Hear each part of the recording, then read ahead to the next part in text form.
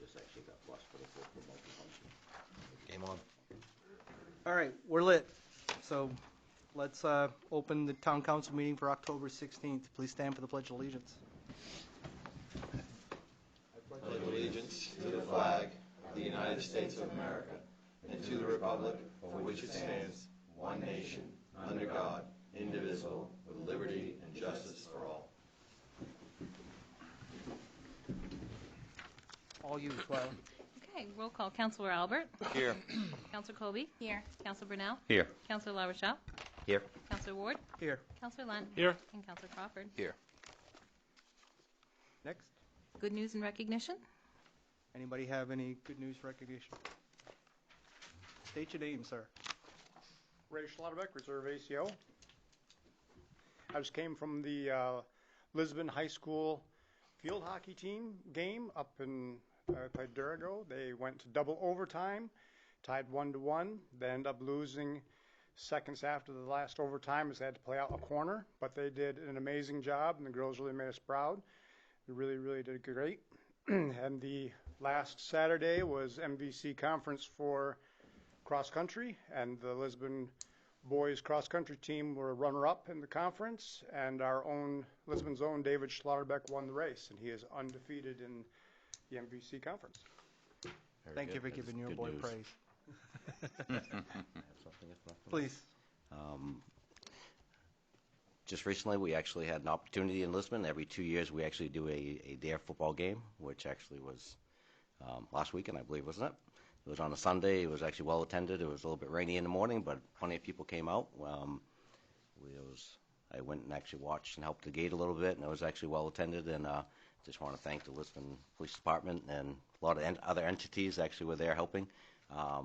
Lisbon Emergency, I believe some people from the DA's office, some of the alumni from the police department. I've seen a few people there. It was actually well attended. It's a good event, and I've seen a $10,000 check being handed over. I'm not sure if that's a typical amount or not, but it actually seemed really well, and I know they actually did well that day with the Snack Shack and 50-50. So I just want to thank everybody involved with the DARE football game. It happens every other year, and it's actually good opportunity to do good things. So thank you. Anybody else? Next item, 12. Public hearing.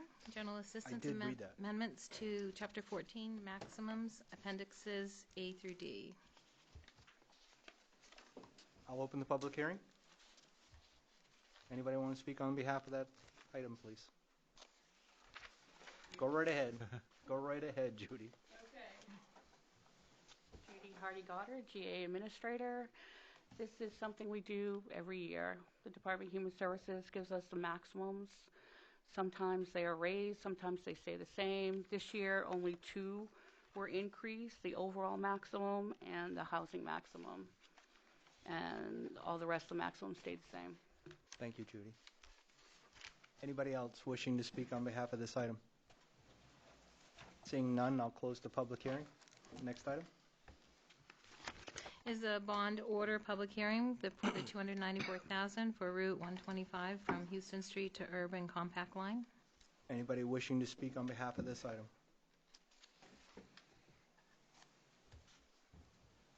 Seeing none, I will close the public hearing. Next item. Movement in the room. I'm closing the public hearing. Next. And next, the bond order for the $675,000 for the pumper purchase, the pumper fire truck. I bet I see somebody in the back of the room moving towards this one. This is the open mic. Please speak on behalf of that, sir.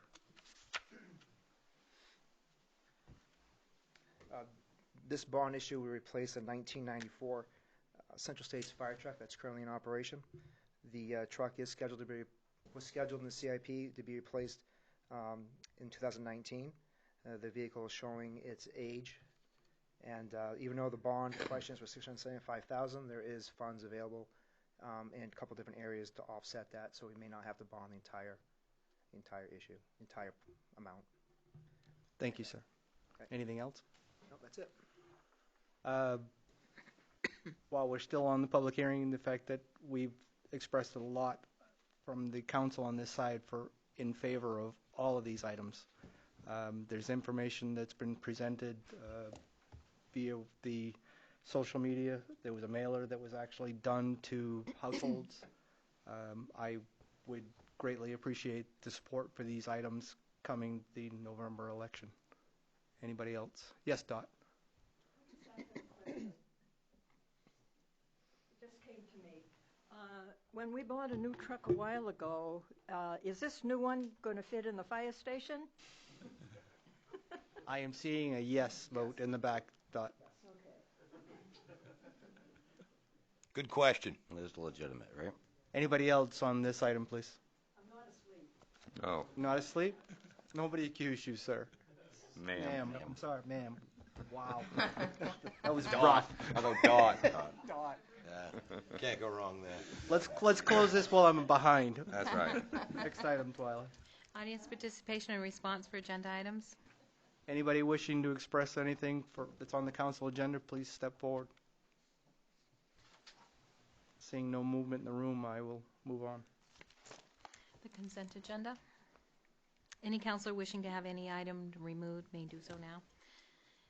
Order 2018-260 to approve the municipal accounts payroll and payroll warrants number 32 for $181,465.25, number 33 for $18,826.36, number 109218 for $2,417.40, number 10092018 for $10,570.40, and number 10162018 for $185,853.32, and the school accounts payable and payroll warrants number 9 for $5,582.52, number 1018 for $10,391.34, and number 1017 for $357,081.69, and number 1902 for $174,162.18, along with the CMP Consolidated Communications pole permit for a new pole at the intersection of Ridge Road and Wing Street, and a new pole on Capitol Avenue. I need a motion. I'll make that motion. I need a second. I'll second. All in favor? Order passed 7-0. Next item. Under Council Orders, Ordinances, and Resolutions, Order 2018-224 for the CDBG facade grant bids at 14 Main Street.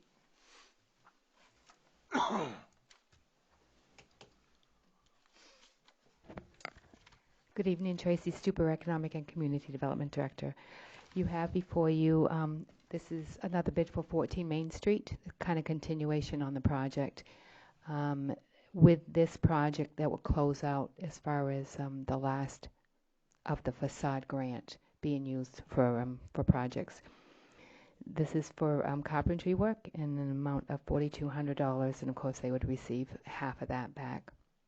So I'm just asking Council to award the bid to D&M Holdens LLC out of Durham. Well, actually it's R.W. Dupo Carpentry in the amount of $4,200. The owner is good with this recommendation? That is correct. I've been working very closely with the owner to get this done. And we, again, upon the approval, it's that the condition on that would be that the project has to be completed by the end of Same as November. the other two. Yes. Is a follow-up question, I guess. This is the third one that we've done this fall where we've had no bids. That is correct. What's the issue? The issue is that we're getting near the end of the construction season, and Somebody's availability? their availability, because of we're up against a time constraint. A lot of it is that the other thing as well is there's a lot involved in going through the paperwork as well sometimes. So other contractors in that are keeping very busy. MT Pools finished off their project on the facade program, and the carpenter was hired to do some more work. So he actually did the sunroom now, which Derek is still continuing on working on. So, which helped, but again, the project looks great, so you Yes. can't slight MT Pools by any stretch. Right? That's correct. And then on 273, the roof repair, that was under the facade grant, and that has been completed. So, Again, the photos look amazing, so Yes. by all means. How many folks did we solicit on this for bids, just out of curiosity? Well, basically how it, I mean, it goes out for advertisement, and then in working with the state, saying, okay, well, I haven't gotten anybody that has submitted anything, what do we do in those cases? So then it comes down to working, because each person has to get quotes on the work. So it's going out to those folks that they've already kind of have built a little relationship with and saying, will you be interested in submitting something? I've worked with, again, some of the smaller companies have never done things with a grant, so I basically help Facilitate, get them started. yes, and doing all the paperwork as well, so they had a better understanding the process. So I did sit down individually with whomever wanted to put in a bid to assure them that it wasn't that difficult and that I would guide them through all of the steps. May I? Please. And even from the beginning, when we looked at facade grant, we actually looked at the paperwork involved, and it was actually really overwhelming for someone initially looking at it. So just to get done the projects we have done and actually use to facilitate the money that we have has actually been really, Yes. really great, because it actually has touched a lot of businesses, and it definitely, without the help of people guiding through it, I think it would have been difficult to get many people as we have. So I think this is a great little project, and I want to actually put the money into good use. All the funds will be liquidated by the end of this, at this point? We will be, yes. Yeah, that was my understanding too. That from the soundbite, it was a pretty significant grant. We've been able to use the full benefit of that to benefit our community. Yes, and we've been able to do some other things with that as well, which has come under the project. Any other questions? Make a motion. Please. Need a second. Second. All in favor? 7-0. Who made Next. the motion? Counselor. Oh, Cress, yeah. Thank you. Thank you. Next item? Order 2018-225, the Speed Enforcement Grant, Distracted Driving Enforcement Grant, and the BYRNE JAG Grant. Good evening, Mark Hagan, Chief of Police. So the PD is requesting permission from the council to apply for, accept, and spend the following grant monies should they be approved through the process. First, what we have is Bureau Highway Safety is in the process of releasing their grants for the 2019 calendar year. So the two we'd like to apply for are the Speed Enforcement Grant and Distracted Driving. Speed Enforcement Grant, we're looking at roughly $1,850, and Distracted Driving, roughly $10,000. The monetary awards would be used to reimburse officers for overtime to enforce speed and distracted driving laws. The second grant is the annual burn Justice Assistance Grant that comes out. And with this one, the federal government decides on an annual basis basically how much money they'll release to each municipality, and it's based on our crime statistics. So this year, roughly the same as last year, we've been awarded $2,992, and if approved, we'll use this money to purchase a new mobile radio for one of the cruisers and a portable radio. We're going to start the process of replacing our portable radios. I think we can get it done through grant awards as the years go on, replace a few a year, so this will just be the start of it. And probably what's important to you folks is neither of these two grant requests involve any matching funds. I'll make the motion. I'd second it. All in favor? Order passed, 7-0. Thank you, Chief. Thank you. Next. Order 2018-226, the Dingley TIF revenues. I prepared a sheet with the Dingley TIF revenue, starting with what we currently have in balance now, right through fiscal year 23. And the available balance right now, which includes this year's allocation minus the economic development budget, is approximately $403,000. We also have $155,946 in DOT matching funds available, and of that, I estimate about $43,000 we'll be spending for our portion of the mill and fill on Route 196, and also the traffic pattern change. So that should leave us a balance of approximately $112,000 to go towards the road project on Main Street. and out of Main Street as well. So in the next 4 years, we expect to put into the Dingley TIF about 1.4 million.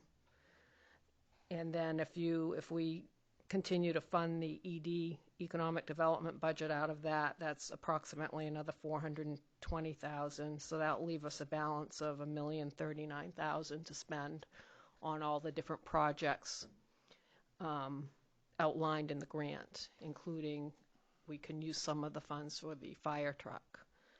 So when it comes time to pay for our portion of these road projects, I feel comfortable that we're going to have the funding in place because of the way you structured your grant recently, the TIF.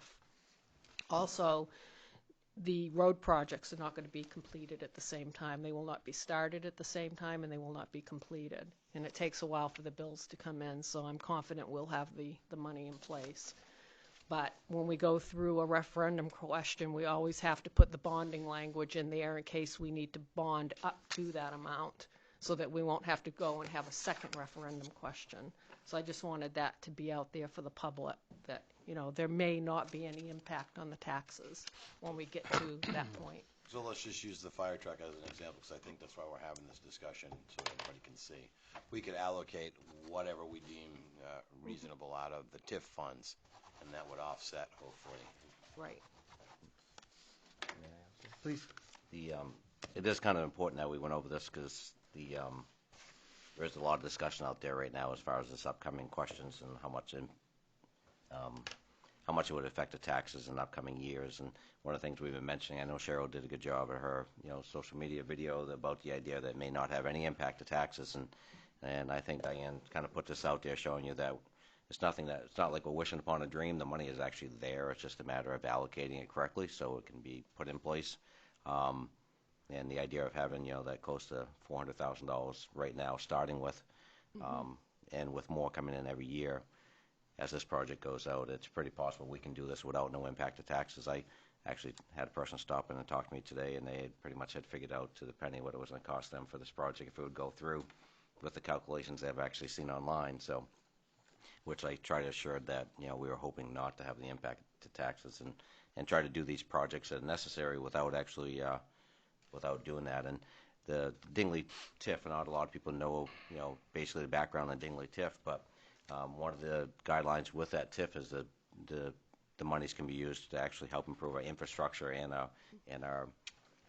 things like fire trucks, things actually are needed to actually keep our community going. So it's a good use for it. It's the TIFs. A lot of people don't really agree with them, but it's actually a way for us to have money put aside that we're actually getting more of a bang for the buck with that. So hopefully we can use this wisely and get these projects done without raising taxes or actually have to go out for a bond. That would be a great opportunity.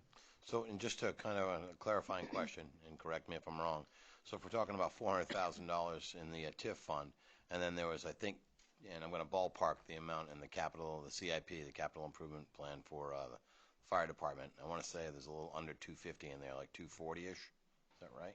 Yes, around there, Nate, does that 260 sound right? maybe. Thank you.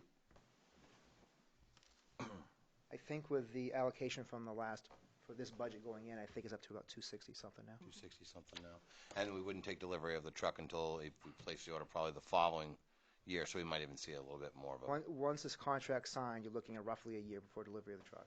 So realistically, then we could see another bump in that CIP if we stay on the schedule that we talked about, barring Right, any... because the first payment wouldn't be due until a year after we delivery, right?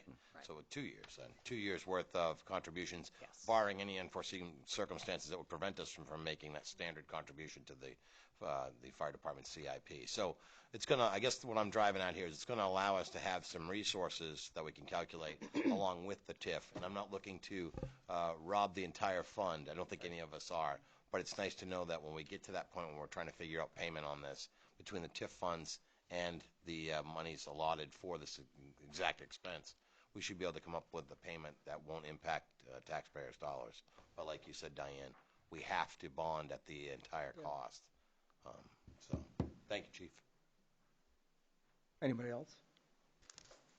Being the numbers guy. The three bond items total $1,399,000. Adding the 260 to what Diane's presented, we're looking at $1,400,000. So, given the time frame that we're talking a year to two out, I would go out and say the fact that this council has actually made it so that taxpayer impact on taxes would be nil to nothing. That's the effort that we put to be able to do this. We have a year to two out on the Main Street project and the delivery of the truck. If that goes through, we're looking a year or two that I feel confident that there will be minimal tax increase. Good shape. Public safety and roads, woo-hoo. Karen, get out and vote. Please, please, absolutely. Step forward and state your name, sir. John Fellows. Just for clarification, if the town bonding is not approved, the town's still on the hook for 300 and something. The buyout on the MDOT projects but no is TIF money significant. can be used for that either, can it? No. See? So yeah, It's it could a be really pretty expensive. ugly slippery slope on those two. Absolutely. Thank you. That's a great point. So you might see more tax impact from voting no than from voting yes. Exactly. Strange to think that way, but it's true. It's a great point, Mark. Next. Ordinance 2018-227, Chapter 70, Zoning, District 4, District Regs, District 13, District Uses, Section 7530, Land Uses Amendments. First reading, roll call vote required. Who's going to be presenting? You guys doing rock, scissors, paper, shoot back there or what?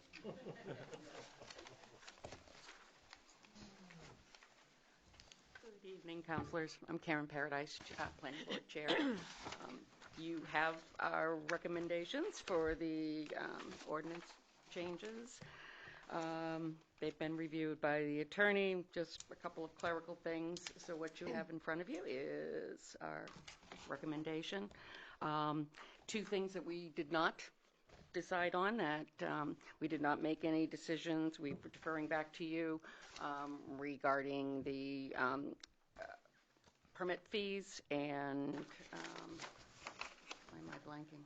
What I want to say? Licensing, limiting the thank you. number. Yes, licensing and permit fees, which is something the planning board never has been involved in. And the other item, because it ultimately is the council's decision, is if you would like to limit the amount of any of the new businesses that could be in town.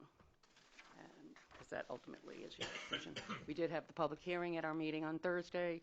Only one member of the public who is a business leader who's familiar, and really no questions or concerns at that time. It's a big crowd. Yes, it was. We had two counselors. Thank you both, counselors. Attending that workshop and presentation at the planning board, the lion's share of the changes from legal were just wordsmithing adjustments to the footnotes, if I remember correctly. Yes, and dropping the S from caregivers to caregiver, and that was it. It was really no substantive changes at all. And again, we reviewed it, and again, the decision was to whether where these businesses should be, and if it makes sense in some areas, or whether things should come before the planning board. And you know what our recommendations are. Question. Yeah, I sat through most of these, and this last meeting, pretty much, there was some detail put into some of the notes, but it was actually clarification. But land use chart itself for the medical has not changed. Correct, right? So that's all the same as what it's been forever. The biggest change came from on the adult use, so the recreational use was actually put all no's across the chart, right? That's actually was the biggest change. That's what we had presented to you before. That was before, Yes. too? So it was Yes. all no's, basically just allowing it to... Because the state has not come up with any. Exactly, yep. Rules For and some reason, I guidelines. thought that was actually a little bit of the separating of the two was a little bit more, on this last go-round, was more the defining factor. It was. But it's actually no's all Had the way it across. divided Yeah. before it came to you last time. So it's all no's across for the Correct. recreational On use. the adult use, yes. Yep. But the medical hasn't changed. It's basically the same as what it's been. Correct. Thank you. Questions? Anybody? Question? No? I have to abstain, remember? No, I get I'm you. not even up I yet. get you. The other points that I Otherwise, I would bring would. out on this is the first reading of this for the repeal of the moratorium. At the second reading, which would be at our next meeting according to the timeline, it's my understanding that the 21-day waiting period would take effect that same night. So November 20th would be the date that Planning Board would be able to accept new applications underneath the changes in the land use chart as we see them.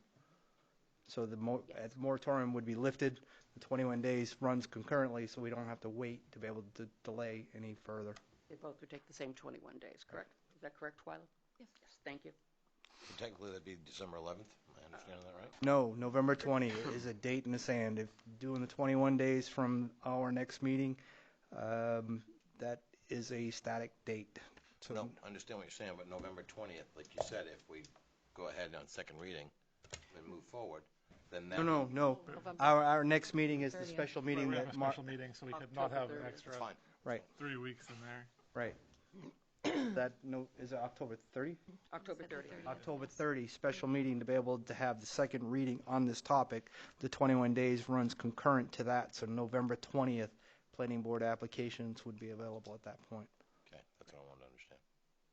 And there was another piece of this that I was trying to make sure There's brought out. Another option too, if you want to do any type of regulations on the medical use, that you would need to do it through an ordinance, and you could introduce that on November 13th as an emergency ordinance that would take effect that same day. And then you can also introduce the first reading of a permanent ordinance to run concurrent with that, and that the second reading would be December 4th with an effective date of December 25th. That's if you want to regulate it in any way. And 3 topics that Karen brought for us. If we want to deal with licensing of the facilities, any sort of limitations on the number of the facilities, and any special permitting fee. Those are the key points that the planning board, that's left it to Right. us to decide whether we want to deal with that at all. And the main thing is to do the emergency ordinance, so that that's in effect before the land use ordinance goes into effect on the 20th. Yes, that would be our suggestion, yes. And that all could be done, so everything be lifted at the same time. Exactly, Yep. yep. My question regarding those 3 points, licensing and permitting, same thing? Licensing and limiting, special permit is a fee that we could assess to be able to put out there for that, if we chose to do any of those 3. No, understood. I mean, I'm not sure what council is. I mean, I don't think there ought to be any fees involved. I mean, I think it'd be like any business, but if we actually do, we do like an application or a yearly renewal, like if that's a consideration, I'd like to see it kind of be done as a basic one like we do for some of the other. So just yearly it's renewed, just making sure that all the criteria has been met and everything, but I don't really see it being a fee structure or anything as far as for yearly, you know. And I think just basically it's more of a tool to actually just make sure year to year that actually that if there's, for the people that are doing it right and continue on, the people that are actually having a concern are actually drawing attention to some of the things that people may not like or whatever, then they could actually be reviewed yearly. But I don't really see it being a fee. I mean, Yeah, the only problem I see with that is it's not up to the town to regulate it. You know what I mean? it's actually and again, that's I only say this because sitting through the planning board meetings, there is actually language in the new law coming out basically saying that the town actually, they call it a home rule. Basically, the town has a right to actually regulate it to a certain point, and we can actually control it. We can say we want it 1, we want 2, we want 3, which to me, I'm a fair market person. I mean, I think Yeah, you we're know, not, as many as you we're not want. doing and that. let- We don't Well, have any that's plans on doing that's the that. discussion, is if Yeah. we Yeah. chose to do it. that we chose to do it, but the other factors are too, is if we wanted to, if we just want to have a mechanism where yearly it's renewed, just so if there is someone that actually is not, a business that actually isn't presenting the town the way that it should be, and if, you know, a year comes up and the police have had a lot of problems and there's been a lot of concerns by the neighbors, it's something that the town council can look and actually either renew or not renew the license. That's the tools that actually what the new law gives the town as a municipality to have a home rule, basically saying if the problem is if you don't do anything, there's no way of actually having any control, or not even, I wouldn't say control, but actually no way of actually monitoring it, so to speak. You know, once it's actually in place, it's in place. So it's really a due diligence to actually either come up with a program to do it or not come up. And to me, it could be as simple as some of the, you know, like we do, you know, for a lot of different things. Like the whether it's- Legion, Like the the liquor West licenses, End if we Club, did- yeah. it would be Any identical bar, to any liquor bar, licenses. same idea. Or business. Either way, I'd look at it. We I want to actually- weigh in on this, though, on something different. You know, you talked about the home rule, and Yeah. my biggest concern here is that we're talking about regulating or not regulating number of establishments. So let's just say if we use that home rule, if we decide as a council to say we're going to go with that home rule, we're going to set up a licensing fee and structure, and then all of a sudden we don't regulate the number of these places. So we have a boon, and everybody decides to drop a shop in Lisbon, a bunch of businesses. That's great. So now we have this new burden that falls on who to regulate. Is it Dennis? As code enforcement officer? Who's going to handle this additional burden? Because there's a cost associated with that. And my biggest concern here is why is the state pushing that down on the local to manage? I don't think that's appropriate.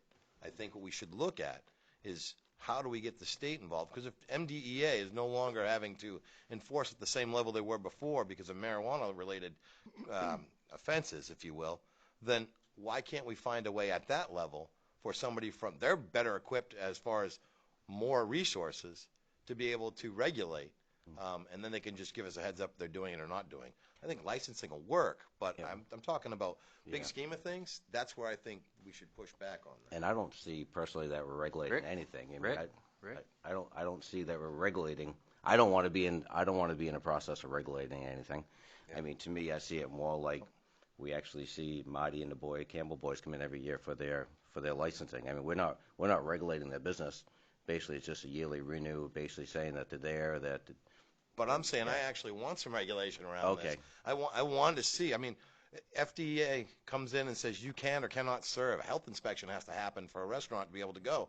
Why wouldn't the same rules apply to this type of business? They do. They do. They do. They do. The points that we're talking about right now is if we choose to actually introduce home rule for additional items beyond what the state has got, which are within our discretion for licensing, limiting the number, or a special permit fee. If we decide no, then it still falls to the state. I would go along with what, sorry. Go no, I would please. go along with what Councilor Larisha was saying, like the annual, you get the police chief sign off, fire chief, or code Liquor enforcement, license, kind how of, we yeah. already do that, yeah. The same, that's what I would go There's already along with. precedent So for if probably I'm doing that. hearing from a couple of different sources up front here at this point, limiting the number is not something we want to get into, is No. what I'm hearing. Okay, special permitting fee is nothing that I'm hearing that we wanted to get into. So at best, back to the workshop discussion, there potential that we may want to deal with licensure to be able to have that process annually to address a specific issue with a specific business. That would be something we might want to consider, is what I'm hearing. I think so. And regulation, I just want to just touch base on that.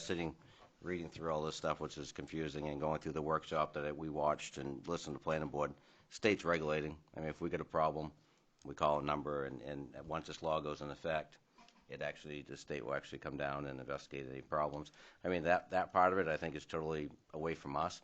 I just want to actually, whether I'm on council or anybody else, is the idea of just actually having something that the town has some type of idea what's happening. That's all, you know. The only reason I bring that up again is because I think if you go back to the beginning of this, there was a point in time where anybody who was a medical provider didn't have to disclose anything to the local. All they had to kick up to the state, and that was that. So there was a lot of gray area, and there still could be some gray area around regulation. So I would like to see something clear that says this entity regulates, at this, I guess, specific time frame, whether it's yearly, annually, or quarterly, however they do it. And I want to know, you say, well, there's a number to call. I would like us to understand what entity that is, and it may not have any immediate impact on what we're talking about today, so I don't want to cloud it, but I think it's important to bring it up. One of the key sound points that I remember hearing from both discussions at the planning board is the caregiver in the home situation is nothing that the planning board wanted to get into whatsoever. They are something that is actually falls under the state rule that they are not addressing whatsoever and choose not to in the land use revisions. What you're seeing here is the language that actually, when you introduce a retail storefront, that's where the dialogue picks up from what you're seeing before you. And I'm seeing Karen and Don nodding in the back, that I make sure that I got that correct. The other point that I remembered from this is opting in. The reason things were addressed that you see in the changes between medical and retail was because the legal opinion that we received was that there was precedent to be able to say that the way that our land use regulations were crafted, land use chart I should say, was crafted was assuming that we did opt in. It clearly defines that. The recommendation that I have tonight would be that the motion include that we intend to opt in for medical tonight at that point. That would be the first reading, is my understanding. Is that the way that, did I get that one correct? Medical and retail, you really meant? No, I meant medical and recreational, yes, thank you. Yes, at this point, to be able to eliminate the ambiguousness part of it, the intent for the first reading would be to address the land use as written, if we chose to, with the discussion that we would opt in for retail to eliminate that ambiguous part. You just have to specifically opt in on that provision. Correct. I would make that recommendation for whatever motion. I did see a hand from the... Chris Burnell, Lisbon Center. I want to... Norman was concerned about, the agency does have somebody that comes around, and anybody that's a registered caregiver that's got a storefront in can and will be visited at any time they want. They are a surprise jump at you. They don't Which call agency? Huh? Every year, Fabulous will inspect every medical caregiver and all of their facilities and retail. Thank you. On that concern. And on the other concern is opting in, everything on the recreational, or what would be 21 and older, says no across the board. If you opted in, and when the state figures out what is, then that can be readdressed, correct? Yes. Yeah, that was the intent. It is crafted right now with the no across the board to be able to let those flush out. State, correct? Right, we'll change it later once we hear from the Yes. state, if we choose to. Yeah, that was the intent, absolutely. The, Please. yeah, I'll let Doc Dot? go first. Yeah. Dot? Make a comment, ask a question? Sure. We exhausted our windbag stands up here, so Well, I wasn't sure because the first, you're supposed to bring up things on the agenda. Dot Fitzgerald, Lisbon Falls. Norm Albert just brought up something that limiting marijuana storefronts. We have I didn't bring it up. We actually talked there about was three different discussion things. Okay. Part of the workshop, those three items that the planning board brought forward, that was a decision that they don't have any say on. They left it up to the council to weigh in. We just determined that we don't want to get into limiting numbers. Okay. You don't want to get, because that opened up a question. Thank you. The town of Lisbon is looking to grow, and if you limit the number of marijuana storefronts, you're closing a door to, can you limit the number of grocery stores, restaurants, daycare centers, a lot of things. So I think you got it if I'm hearing you correctly, Dot. We've always looked at this. Retail is retail, in my opinion. And the fact is, why can I actually limit this number of businesses versus another doing exactly the same thing for another commodity? Right. I think we all believe in letting the market decide how many of a It business will. is viable in town. I don't think you're not going to hear Were there anyone any that other said turn away questions that business. we didn't flesh out in that bipolar discussion, folks? Please. The two things. One is the only reason I think we're looking at the idea of the year we renew is is if you have, say, 10 businesses come in and there's actually, half of them are very legitimate, doing well and marketing Lisbon very well, and you actually may have a couple that actually create problems. You have a yearly way of actually looking at that and saying, we appreciate you trying, but exactly, and I think that's just our due diligence to do that. You mean, because unfortunately it's as we know in any business, it could be anything, any business you want. There are people that do it right, and there's people that actually sometimes only put it half-hearted, and we rather actually have the people that want to do it right.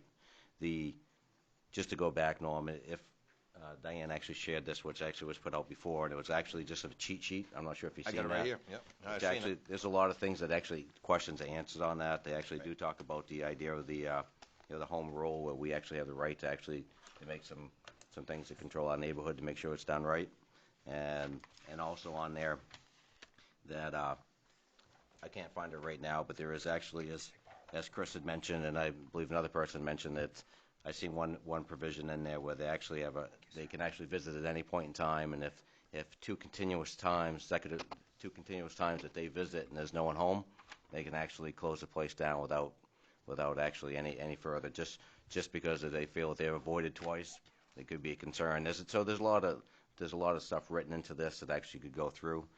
There is some stuff written in this that I was reading through that if our municipality has a concern, they can actually call, and within 2 business days, they're going to be visited and actually looked at. So, I mean, I think they've actually done the homework, the idea of actually at their level.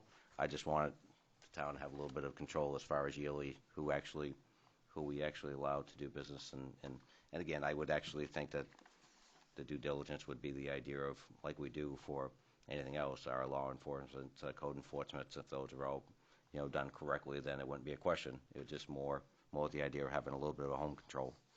No, I couldn't agree more. I think that the licensing piece allows us that mechanism that we've all talked about ad nauseum here, so I won't go into it anymore. But those pieces on the state level, just because of the way that we got rolled out and there's so much gray area, yes, I see the cheat sheet, there's stuff there. I'm still concerned. Yeah, I hear you. There's a lot that we don't know. Until we have the first one, until we see the process play out, I'm always going to be a little skeptical of how quickly the state, they can say they're going to roll on this, but how quickly will it happen?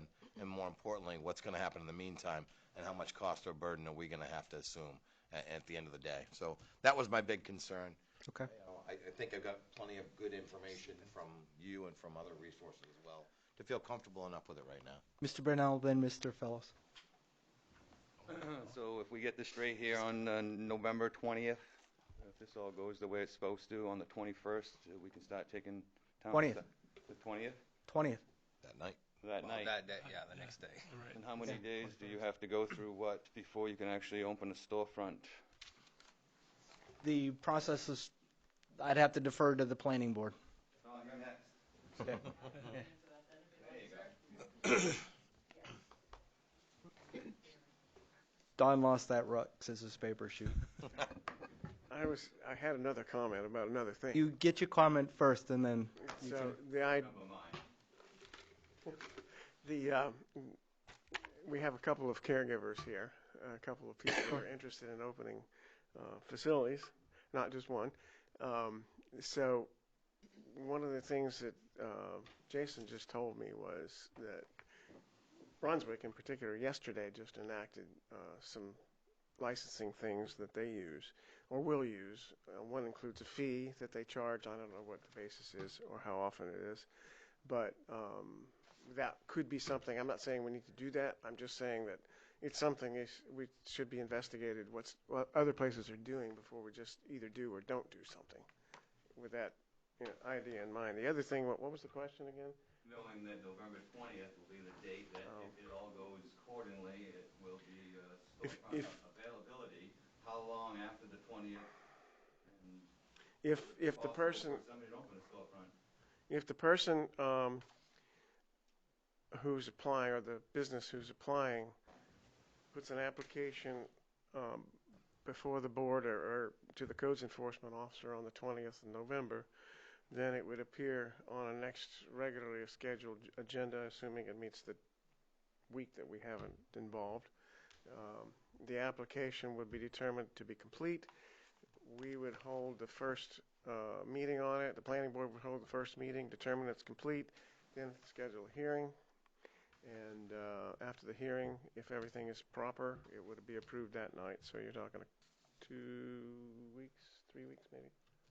Does the planning board meet on the 29th? Oh, I don't know. I know you guys got real granular at the We do. workshop. That's why I asked. They do? Yeah. I thought they did. 20 So it would be 20 heard for consideration 29th, yeah. at least by the 29th to be able to start that Assuming process. the application has to be complete now. Right, It but can't that's what I'm be saying. half done. It would be heard at that point for consideration whether And it's then, complete or not. And then a couple of weeks later, under normal schedule, you would have a hearing. Correct. So. Correct. So about Christmas. Correct.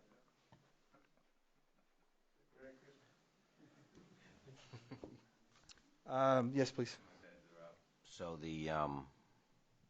so Diane, going back to you actually gave us 3 options, and you're pretty much looking, the way we're talking now, it's kind of like that option 3 where it would actually, that would actually be the second one, right? It's the option as far as for putting together an ordinance or. So so we would introduce it as an emergency ordinance on the 13th.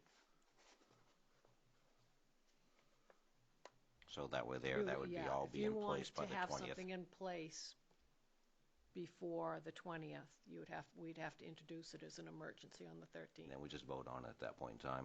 Yep, it would become effective that night, and then we would run the first reading of the permanent ordinance at the same time. So you would actually put together something and send to us as a council so we can review. So when we get here, we're actually kind of looking at something that we've actually seen. Then we can actually feed comments back to you during the off weeks. Yeah. So if it needs to be tweaked at all. Does that sound? So my question on clarification of that point is, I just straw polled everybody, and we're against limiting the number. We're against the special permit fee. So does the word licensing work, or would it be a special annual permit that necessary, no fee attached to that? By licensing to me says that you're actually collecting something. Yeah. So you don't want to do a fee?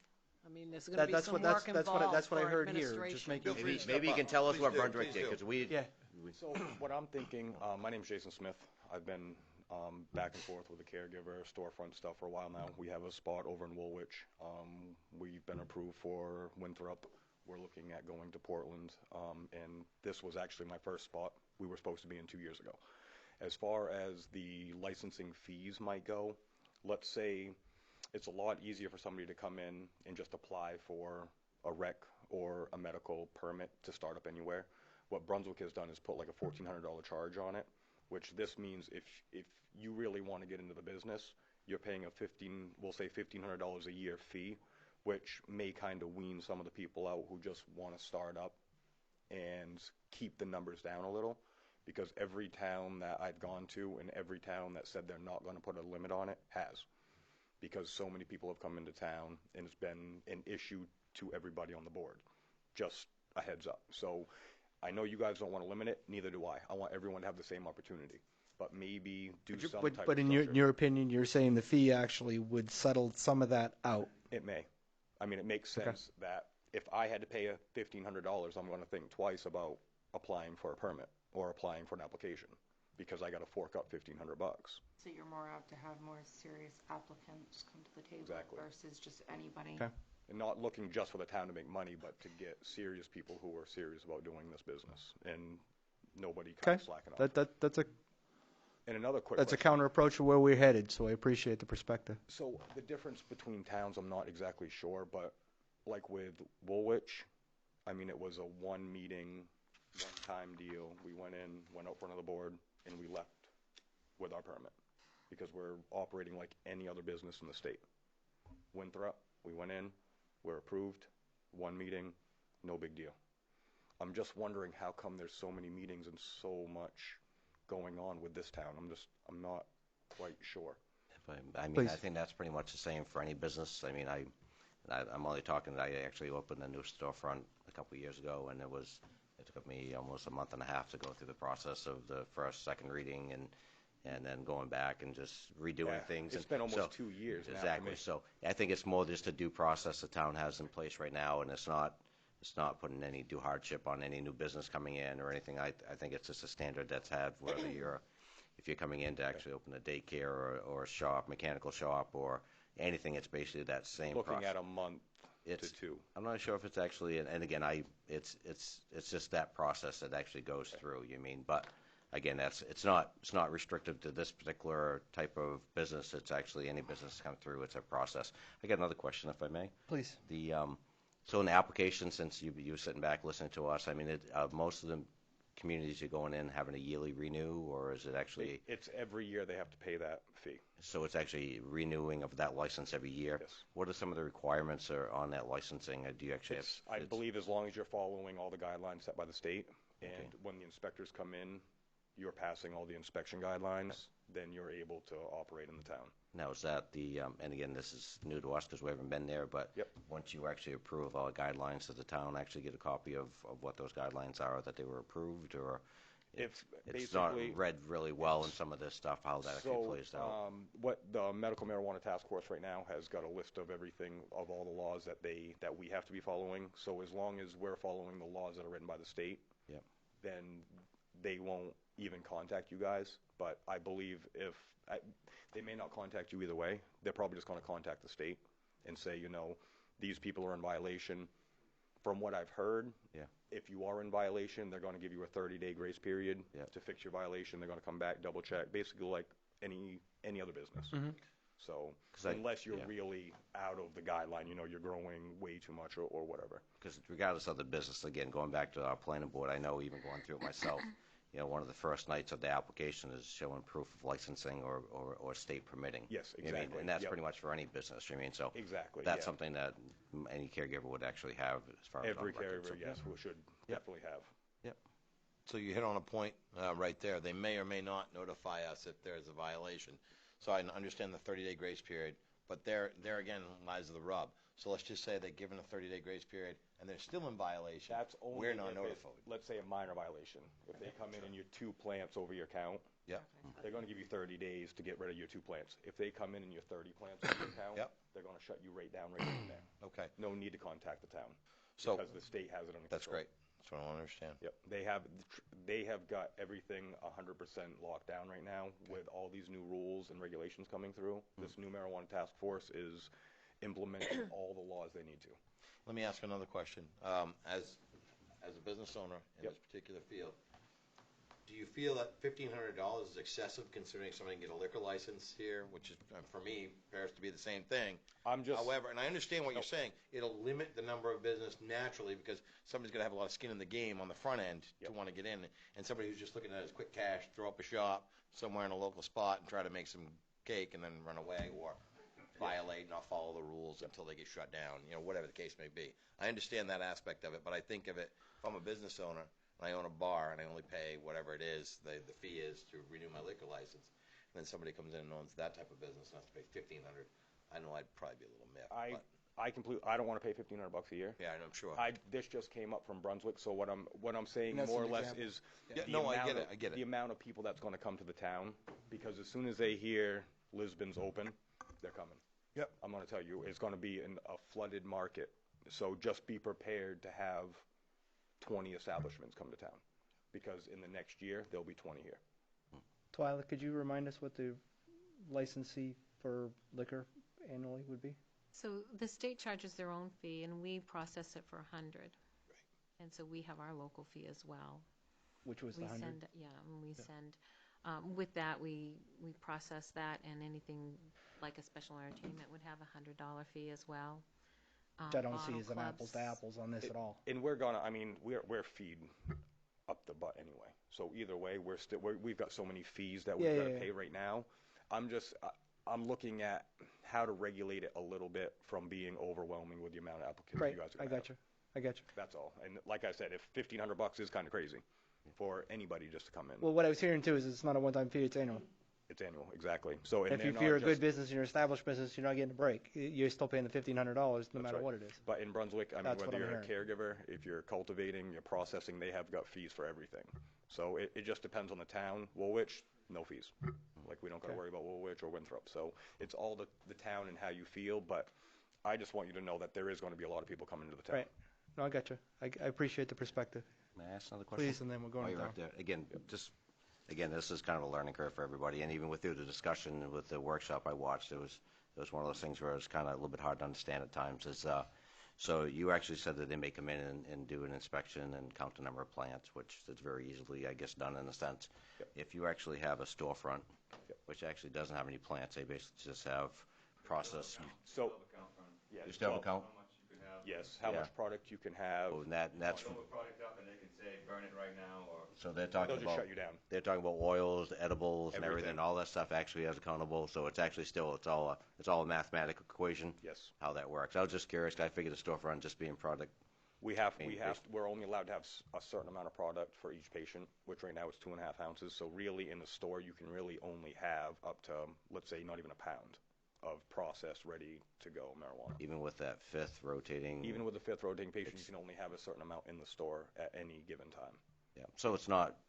Again, you can't have it's- hundreds of pounds in any store, no. So it's pretty much at that point a limited amount actually in the storefront. don't want to have more than X amount anyway in case Yes. somebody comes to rob you. Yeah. Go yourself someplace, get yourself someplace else, and whenever you run short, you make a call. But part of that discussion that was with, and again, I don't want to go on long term, but was trying to determine the idea of a storefront versus a grow storefront, where you actually are producing in the back or growing in the back versus out front.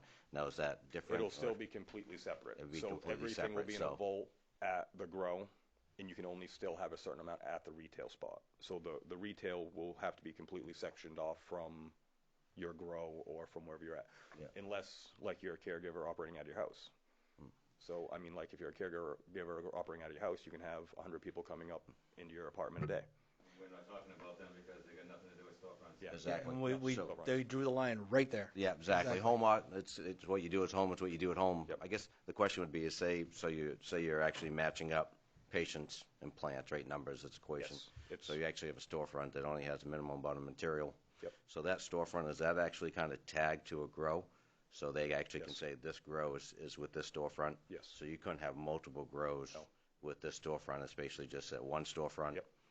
Is tagged to this one grow, so they can in one day go here, then drive to the other location to see if everything's tagged. That's exactly the way how it they should do be. it. They'll come Gotcha. in, they'll inspect your store, and then whoever's running the store, they'll inspect the grow that's supplying the store. So the town, when they actually ask for the information through that, those two will be tagged together. The grow. State already knows. Yeah. Yep. Where the store. Good. Yep.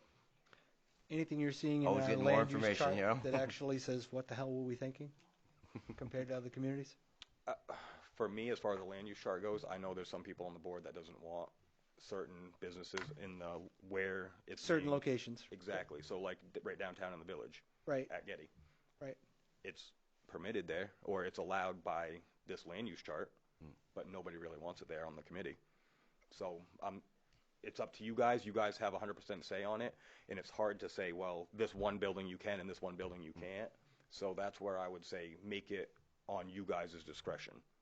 You know what I mean? So you have 100% authority to say, well, it's the Getty, so no, it can't happen.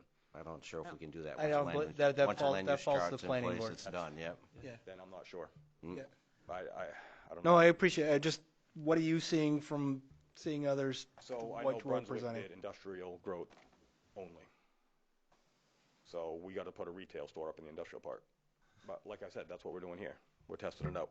So we're going to go to Brunswick and we'll do the same thing. Right. So, I mean, I don't think if you have good product, it doesn't matter where you are. On the other hand, it's hard to say we're allowed to do it in the industrial park, but somebody isn't allowed to do it in the village when you've got caregivers all over the town doing it wherever they want. And I know it's a difference, but it's still not fair to say, well, he can do it in the industrial, but he can't do it in the village. Right. So, Right, I mean, that- I don't that think it was fair for designation- Brunswick to say that that. because- Designation for storefront is a game changer. And not only that, but the property in the industrial park in Brunswick, you're looking at $500,000 just for empty land. So you've got a very small portion of Brunswick that we can go into, and only millionaires can establish themselves there. So you can't deter everybody. You know, you got to Right. kind of keep it open for the people that can afford it. Okay. Don? Unless there are any questions, I Thank you. apologize. There's a couple of things that just came up in relation to time frame and all that's required. Different towns are different things. In this town, we have the land use chart, and if it were a permitted use, all things being equal, a plain permitted P in the file, it would be get your permits and go to work. All of the uses for this particular category are conditional, which require a hearing. The other thing that comes into play is if there is, and it doesn't have to necessarily take any longer, but if there's a change of use of the building, if it's a building that's been used or not used for the last 2 years or used for something else and change of use, then it requires site plan review. And depending on the size of the site, if it's over 5,000 square feet, that's planning board. If it's under 5,000 square feet, the total project, then it's codes enforcement only.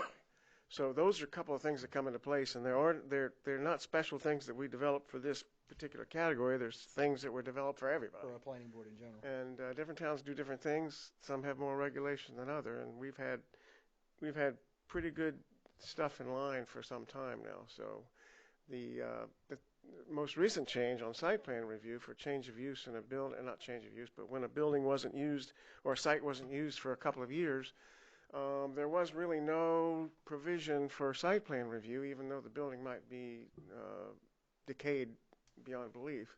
So that was recently changed by the ordinance, I think, last year. So anything that's been unoccupied for 2 years or more as a business triggers site plan review. So that's it. Are we moving forward? So my question on clarification, I guess, is if we decide to move anything on licensing, it'd be a separate motion from the one that we have before us for it. So we It'll don't. come to you on the 13th. Okay. Any other questions for this exhaustive topic? So this motion is me strictly for the ordinance update, the 2018-227 ordinance for zone changing, correct? Or With the intent of opting in for medicinal marijuana storefronts. in the same vote, which basically tells us that happened. I would make that one motion, right? So Just does did. it, just for clarification, did you say it includes the opting in for retail medical marijuana? Yeah, Is the that categories storefronts? as Is that it? specified under Or just medicinal, correct? categories, okay. I just want to make sure I had it right.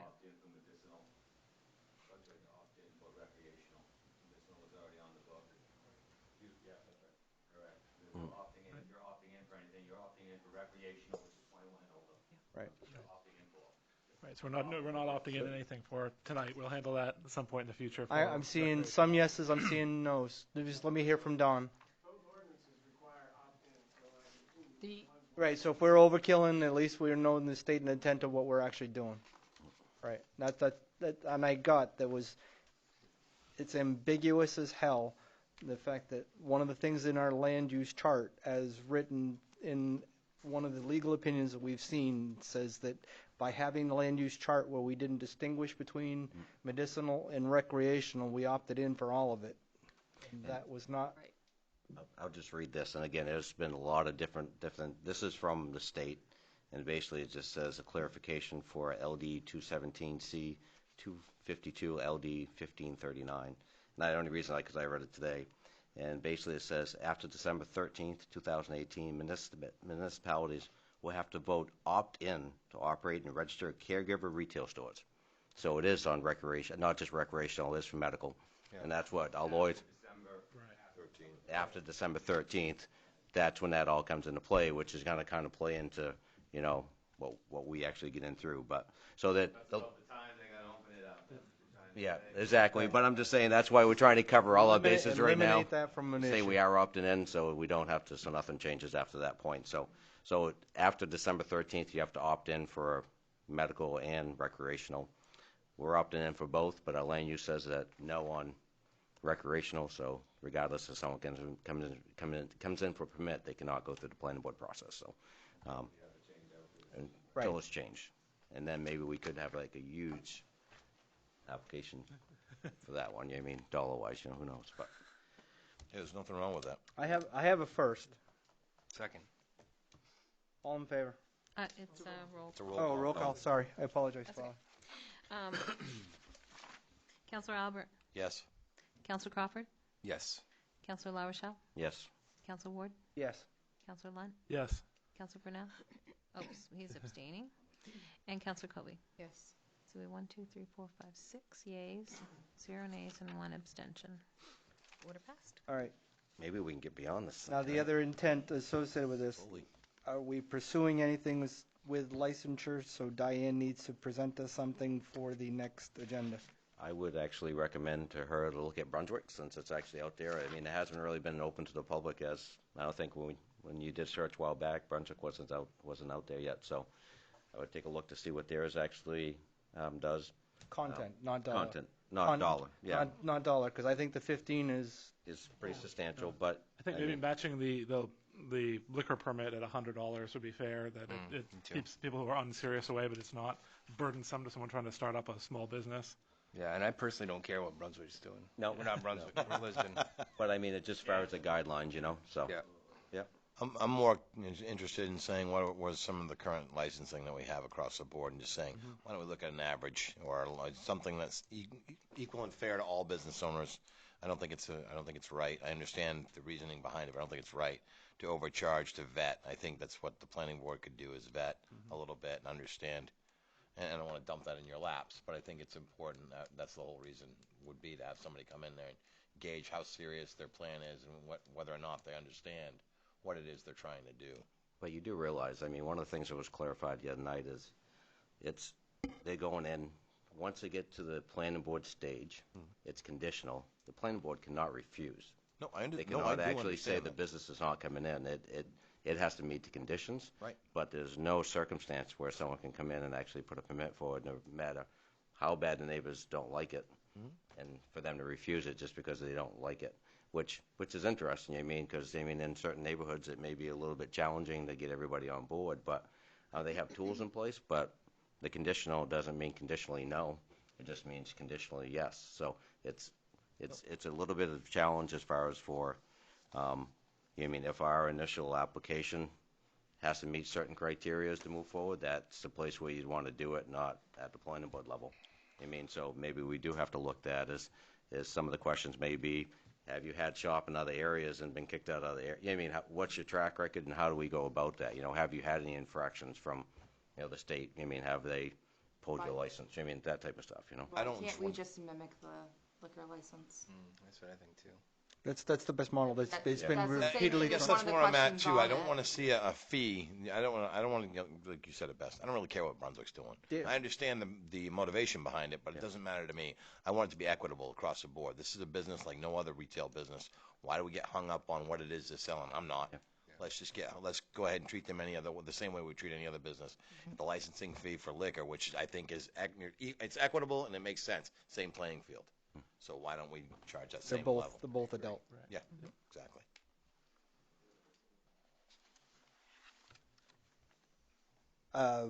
Anybody else?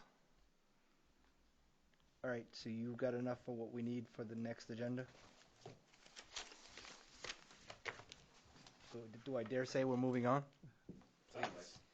Ordinance 2018-228 to repeal the emergency marijuana moratorium. Hold your breath for a minute. This would be the first reading, and a roll call would be voting. A roll call is required. I think we've had the discussion, right? Absolutely. Let's do it. I make the motion. I need the second. Second. All you, Twyla. Ready? Counselor Colby? Yes. Counselor Brunel? Abstain. Oops. Counselor Lunt? Yes. Counselor Ward? Yes. Counselor LaRochelle? Yes. Counselor Crawford? Yes. Counselor Albert? Yes. 6 yeas, 0 nays, and 1 abstention. Order passed. Next. Ordinance 2018-229, the General Assistance Amendments to Chapter 14 Maxims, Appendixes A through D. This is a second reading. A roll call vote is required. I make the motion. I need a second. Second. Second. Oh, there it is. All you, Twyla. Okay. Counselor LaRochelle? Yes. Counselor Ward? Yes. Counselor Lunt? Yes. Counselor Crawford? Yes. Counselor Brunel? Yes. Counselor Colby? Yes. And Counselor Albert? Yes. 7 yeas, 0 nays. Order passed. Next. Order 2018-230 to authorize the issuance of bonds up to $294,000 for the Route 125 Houston Urban Compact Line. Second reading, roll call vote required. I make We that motion. combine these? No. Last time, Individual. because they were specific, she told us no. You ready to vote? Please. Okay. Councilor Albert? Yes. Councilor Crawford? Yes. Councilor LaRochelle? Yes. Councilor Ward? Yes. Councilor Lunt? Yes. Councilor Brunel? Yes. And Councilor Colby? Yes. 6-0. Order passed. Ordinance passed, I should say. Next, Twyla. 7-0, Twyla. Hmm? 7-0, you said 6-0. Thank you. I really wrote 6. Right. Next is ordinance 2018-231, the authorized issuance of bonds up to $430,000 for Route 125, Route 196 to Houston Street. I need a motion. I'll make the motion. I need a second. Second. You, Twyla. You ready? We'll do this again. Councilor Colby? Yes. Councilor Brunel? Yes. Councilor Lunt? Yes. Councilor Ward? Yes. Councilor LaRochelle? Yes. Councilor Crawford? Yes. Councilor Albert? Hey, was this for the fire truck? I'm sorry, I didn't jump. No. Oh, No. This is the 430. I thought I heard the fire truck for 4:30. I was like, no, that's not right. Second half of Main Street. Yes. 7-0 this time. I heard you read that, Twilight. I didn't catch all the end of the ordinance, but I saw 4:30. I was like, I thought we were talking about the fire truck here. Next item. Ordinance 2018-232 to authorize the issuance of bonds up to $675,000 for the purchase of the bumper fire truck. Fire truck. Make that motion. Thanks, Brian. Second. All you, Twyla. Ready? Councilor Crawford. Yes. Councilor Brunel. Yes. Councilor LaRochelle. Yes. Councilor Ward. Yes. Councilor Lunt. Yes. Councilor Albert. Yes. And Councilor Colby. Yes. And that's 7-0. Order passed. Please let the record state for the listening red dot that all three of those went 7-0, so it's a unified front actually asking for your support when it comes to the vote in November. And everybody heard that it could cost you more if you vote no, possibly. Thank So you. get out and support your neighborhood. Next. Ordinance 2018-233 to amend the Article 4, Division 1, Section 5261 through 267, the ATV ordinance, and repeal the map. This is a second reading. The roll call vote is required. Walk of shame, come on down. Anything new? No, Same this, thing, just this a is just continuance. housekeeping. We never did the second So reading. you've got to skip the walk of shame, sir. I make the motion. Second. Please, all you, Twyla. All right, are you ready? Councilor Albert? Yes. Councilor Crawford? Yes. Councilor LaRochelle? Yes. Councilor Ward? Yes. Councilor Lunt? Yes. Councilor Brunel? Yes. And Councilor Colby? Yes. 7-0. Order passed. Thank you, sir. You state your name to the podium. Oh, We don't recognize you when you don't come up often. Roughing up the chief. Roger Bickford, Main Street. Three of you, congratulations. I probably won't be here till after the election, but that's the way to do Why, it. you moving out of town? No. I just Just don't may need not to be come. back at least. A while, I hope. What the heck? You're setting us up like bowling pins, Roger. Thank you. Thank you. Congratulations. Thank you, now. Sir. Next item, 12. Order 2018-234 to approve the warrant for the November 6, 2018 election. I need a motion. I make that motion. I need a second. I'll second it. All in favor? Order passed 7-0. We'll send that around for your signatures. Okay. We'll post it tomorrow. Next is order other business, council committee reports. School? They are slowly making their way back. They had some staffing shortages, but they are making gains. So that's what I got for school right now. Planning board was the exhaustive topic from earlier for land use chart. And there was a presentation from Ben on time frame for the comprehensive plan. It's my understanding, December time frame is what they were shooting for releasing to council? Yes. So that should be coming shortly, folks. End game on the comprehensive plan. Thank you, folks. LDC. Quick meeting the other night. It was actually extremely quick. We actually, going along with the facade grant, we actually were talked about there would be maybe a little bit of loose money left at the end. I don't mean it by loose money, but actually money that didn't actually fall into any particular pocket. the group met, and then what they decided to do is actually, with the remaining of the funds, which we either use it or lose it, so with the remaining of the funds, we're going to actually get matching planters to go along with our park benches to go down on the village areas, and there's 6 of them, I believe, for a total figure of $62.59.60, which actually is still within the amount of money that's left over. And again, this is basically we either buy stuff for the downtown or lose it. So I'm asking the council to approve Diane the ability to actually purchase these for the $62.59.60. Do we need to make a motion on that? Yes, 'cause I have it's the grant motion. funds. I need a second. I'll make a second. All in favor? Order passed 7-0. Thank you. Thank you, everybody. Actually, it's make a big difference downtown for sure. Absolutely. Conservation met tonight at 6 o'clock. Frank's. Mark updated him on various properties, Village Street. Forget the recent purchase downtown, Lisbon Falls. They talked about they're trying to put together a proposal for council for the budget time frame on solar on properties that we own. And I threw them a curveball at the end, trying to start interest in a composting program to take the pressure off the solid waste fees that we're incurring. So they're got tasks for the coming quarter, if nothing else. Did I miss anything on that, Mark? Thank you. Recreation. I'm directing this to Mark. Okay, so there we go. We'll get that one later then. One shot. Yep. County. Mark and I have spent 4 meetings sitting up there on Wednesdays. We're off for the next 2. Between revenues being increased and expenses cut down, I have that we've actually reduced the burden of the taxpayers by $41,450. That's at 11.0 or better, which is the amount that makes it binding on the commissioners to act, reducing the percentage from 5.18 to 4.6, if my math is correct. So there's at least progress, things that are coming into endgame, insurance, and a few other categories for things that don't have the binding. So hopefully there'll be more improvement there, but at least if you want that heard November 1st, county, it's a happening place. It's being productive this year then. There's a self-appointed jackwagon that actually has no problem calling them out. But that you? That's me. All right, just checking. That's me. Library.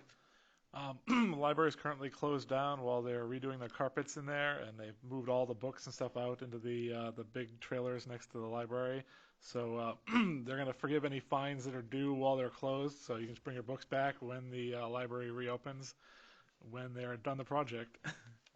Perfect. Diane. So just to touch on that, they did start the carpet work yesterday, so that's good. Hopefully we can open up sooner. Did you notice the Graziano Square? We're cleaning that up a little bit.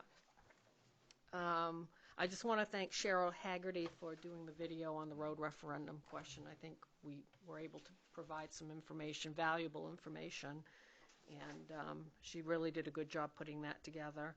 I want to thank the fire department for the long hours on Sunday that they put into fighting that fire in Mechanic Falls. It was a sad situation, but they put in an incredible amount of hours fighting that fire. And then on Friday, I'll be in Augusta to set the rates for the health insurance premiums for the upcoming year, starting in January.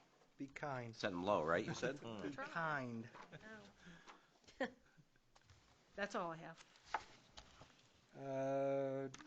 Moving on, Twyla. The contracted town planner written update. The key piece on that, Ben has presented where his time has gone. He's, in the next quarter, looking to shift gears from the LDC work and stuff that he's been working on now towards the comp plan. So he has his piece that he's presented, and I would accept that as written. Thank you. Next is the department head written reports.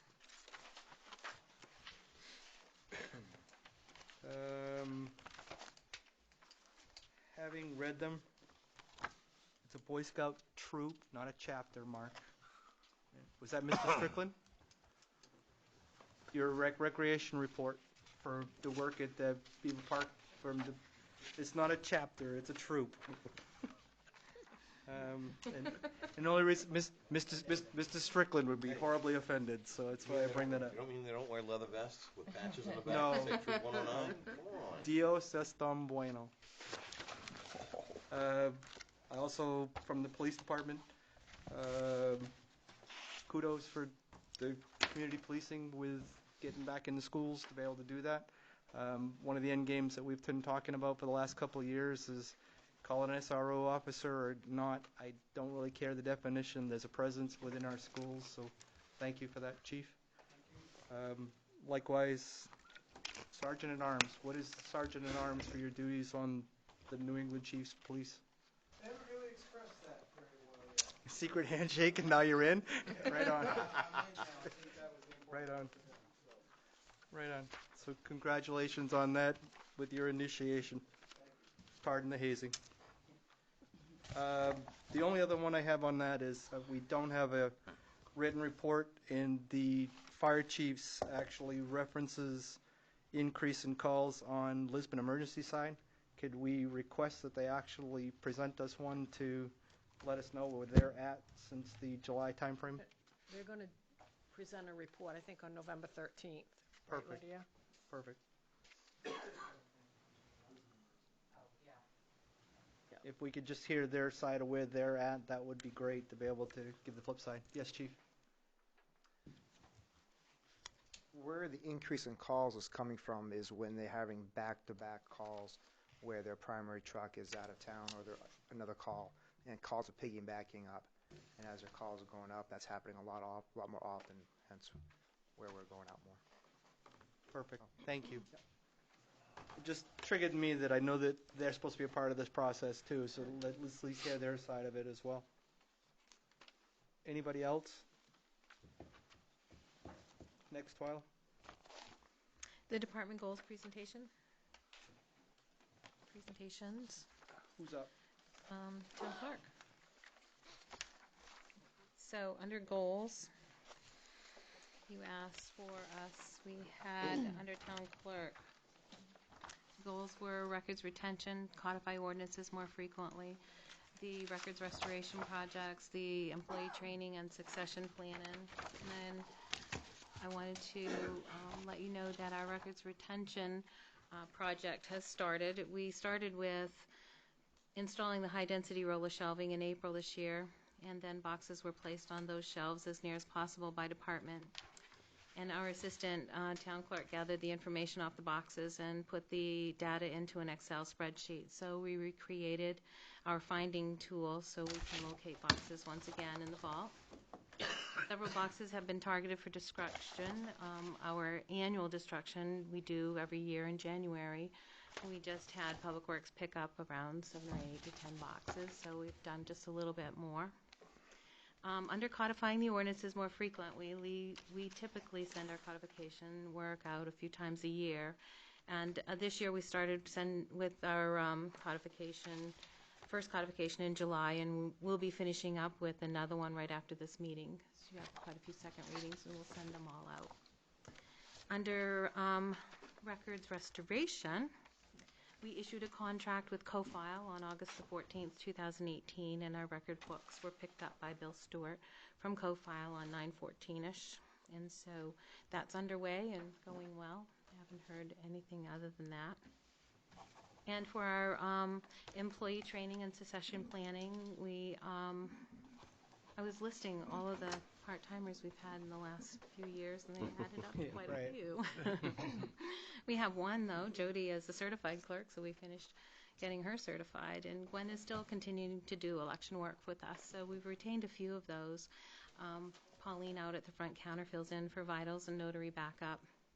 And we have currently Nina with us working 4 hours a week, and we've recently just hired another assistant clerk, so she'll start on Monday the 22nd. So we're anxious to get started on that training as well.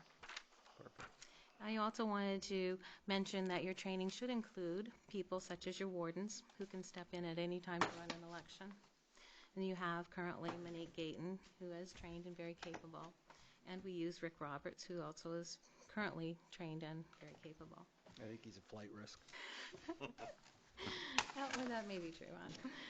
Sheila Gray has also been a warden for us, and she is currently trained and capable and very available, and Jody Durisco is as well. So you do have some people here that can fill in a pinch for a warden for elections. And I think as far as election clerks, we do have quite a few that are trained. We are doing a training on Saturday this week from at 9:30 to 10:30 here at the town office for our current election workers who'll be working this November. So we're doing a little bit of that as well.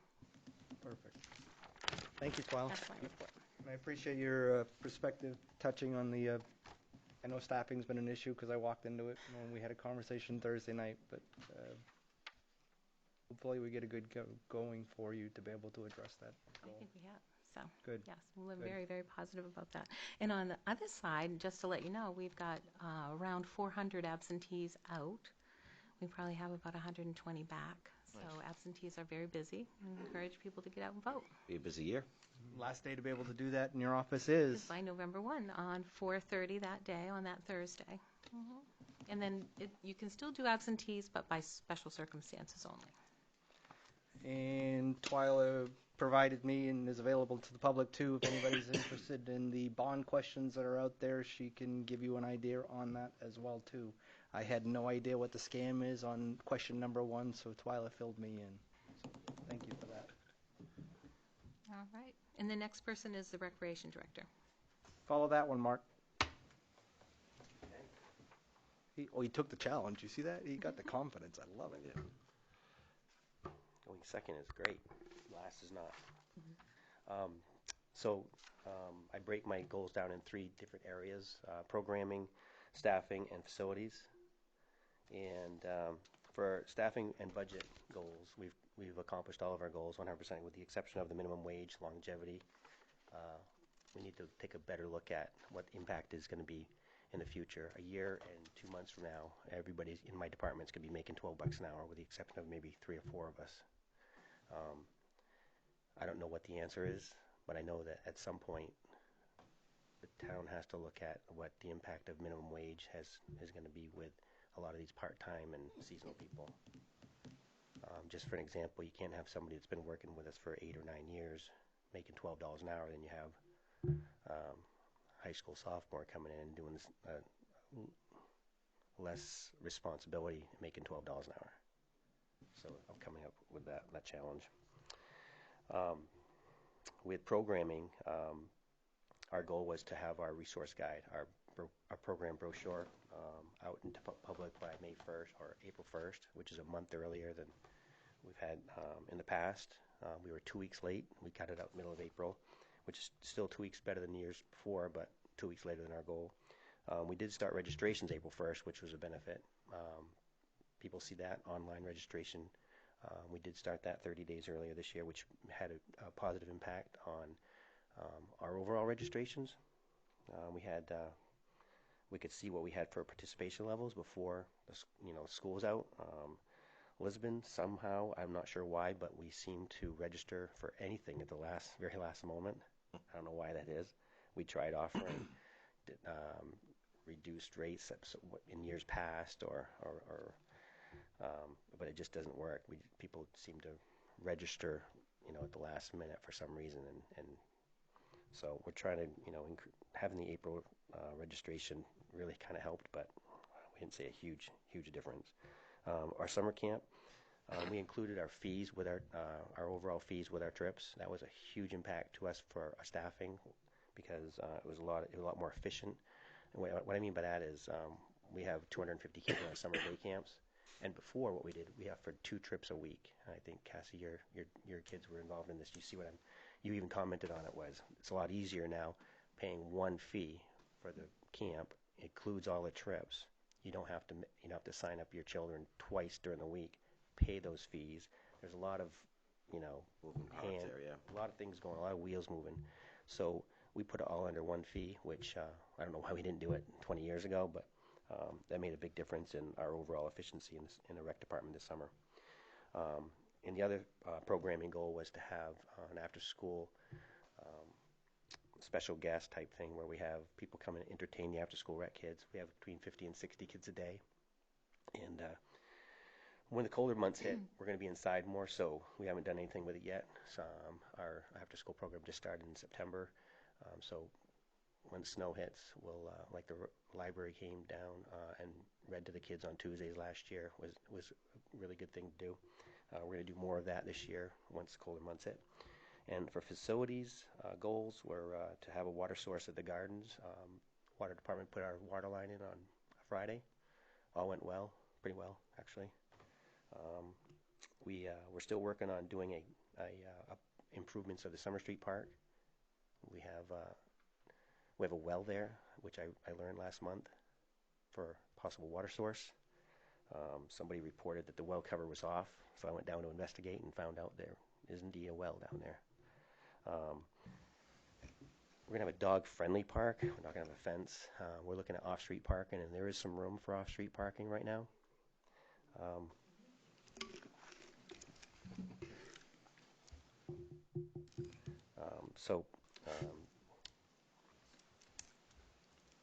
Can you hear me? You can hear me? Dot can't hear me? How's this, Dot? Let me hear.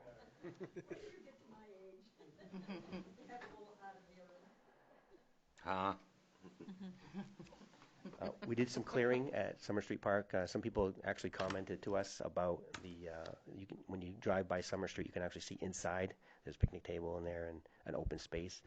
We spent a couple days just clearing brush. It made a big difference. So we're slowly doing that, and that's going to be an ongoing goal for us every year, the Summer Street Park. The Androscoggin River Trail Park, that's where we have the 10 parking spots down off Capitol Avenue next to Enterprise Electric. People park there. We had a road put into that last year, and the people are starting to use that access. I think that's really good. I talked to Jeff Kelly on a couple different occasions. He's the owner of the Enterprise Electric, and he's very interested in working with us and doing some future development there. Even though it may be a passive park where we have some park benches.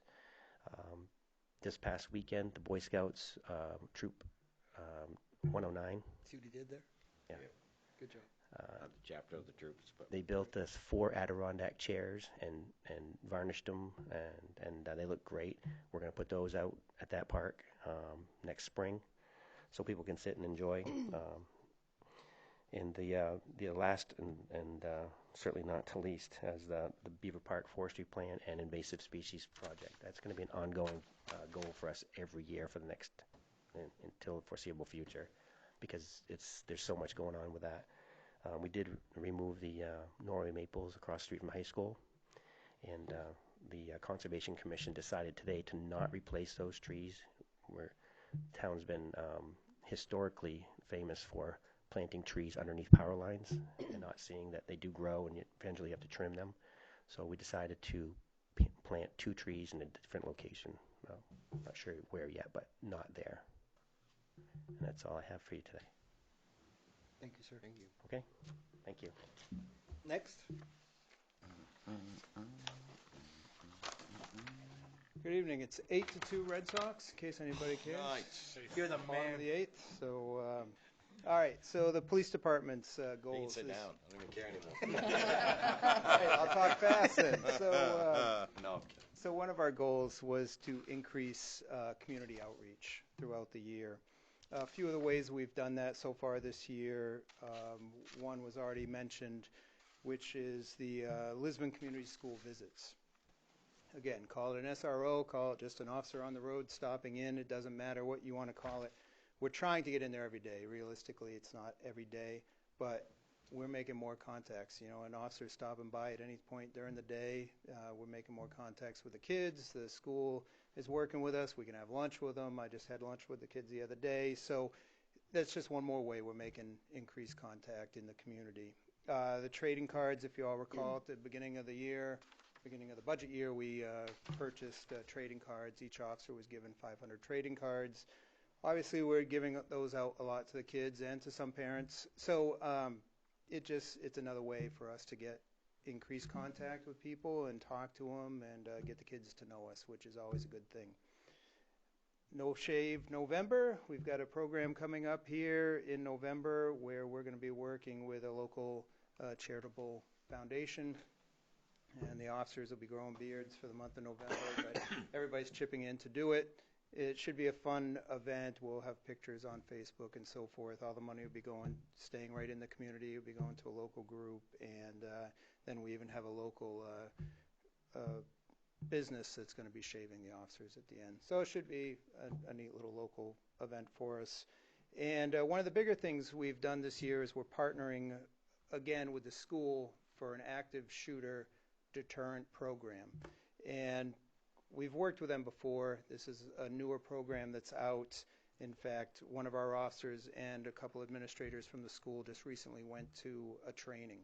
And what we're trying to do is work with them on just a new way of thinking when it comes to active shooters.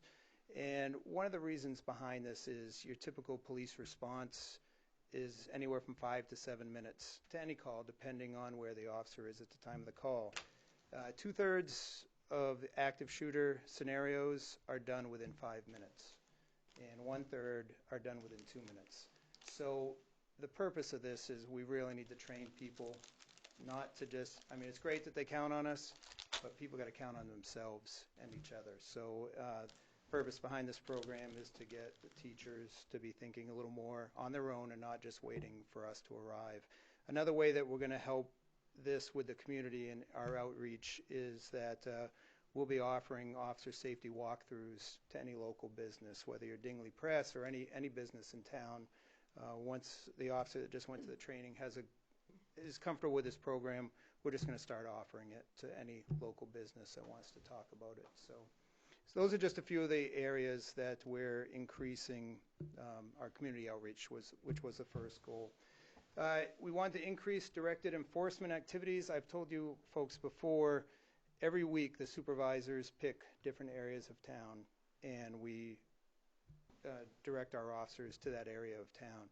You know, we're getting complaints almost daily about different areas of town, as any police agency would. So it's just a matter of us making sure that the officers know where we're getting the complaints, and we direct them there when they have downtime to do any enforcement. So this year, so far to date, we've done 2,154 stops specifically in these directed enforcement areas, which is actually up from last year, and it's by about 125 stops.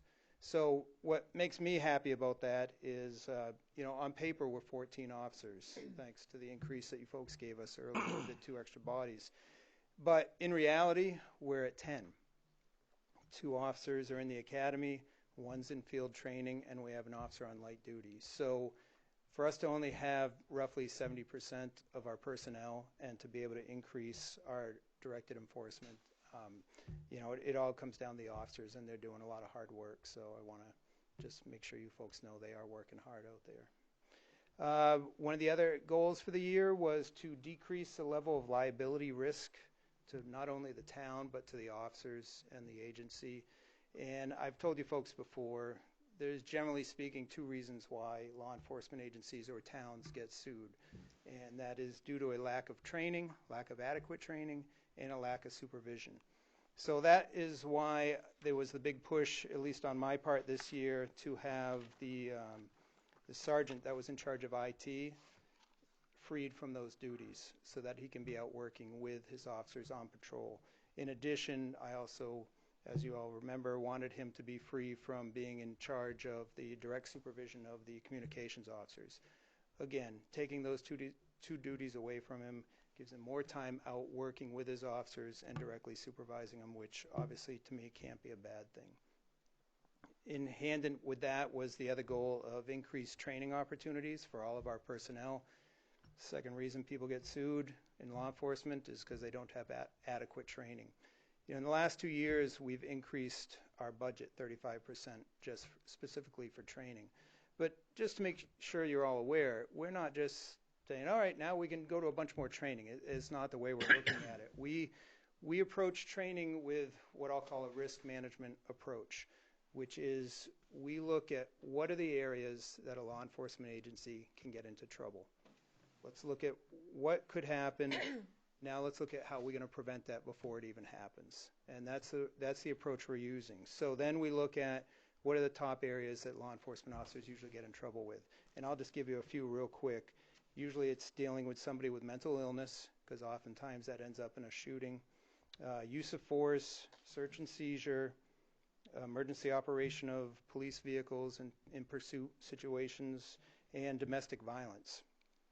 So what we've done is we've focused monthly training on those top areas. So the money that we've increased with our training, we're focusing into these areas so that all the officers are having adequate training, which generally speaking, if you're better trained in something, you're less likely to make a mistake, right? So that's the approach we're using with the training money that you folks have approved. It's not just scattered, it's directly focused. And the last piece that I wanted to talk to you about was another goal was increased cross-training and a succession plan. And one of the ways we're doing that is now that we have a part-time IT specialist, he has actually been slowly training the communications officers on various IT aspects that he's coming in to deal with. And what his hope is within a year or so, that if he can show all of the communications officers who are always in the station anyway, the various IT aspects that he's working with, and we might not be able to get it to 100%, but he is showing them a lot of the issues that we used to just have one person to address. And if the communications officers are there and they can address that issue, we won't even have to call him in.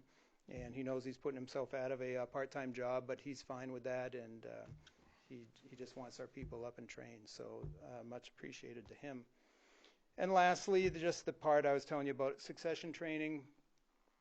One of the ways that we're trying to get officers trained up to take over in the future is the grants. Like earlier, I was up here asking about grants and permission to apply for those.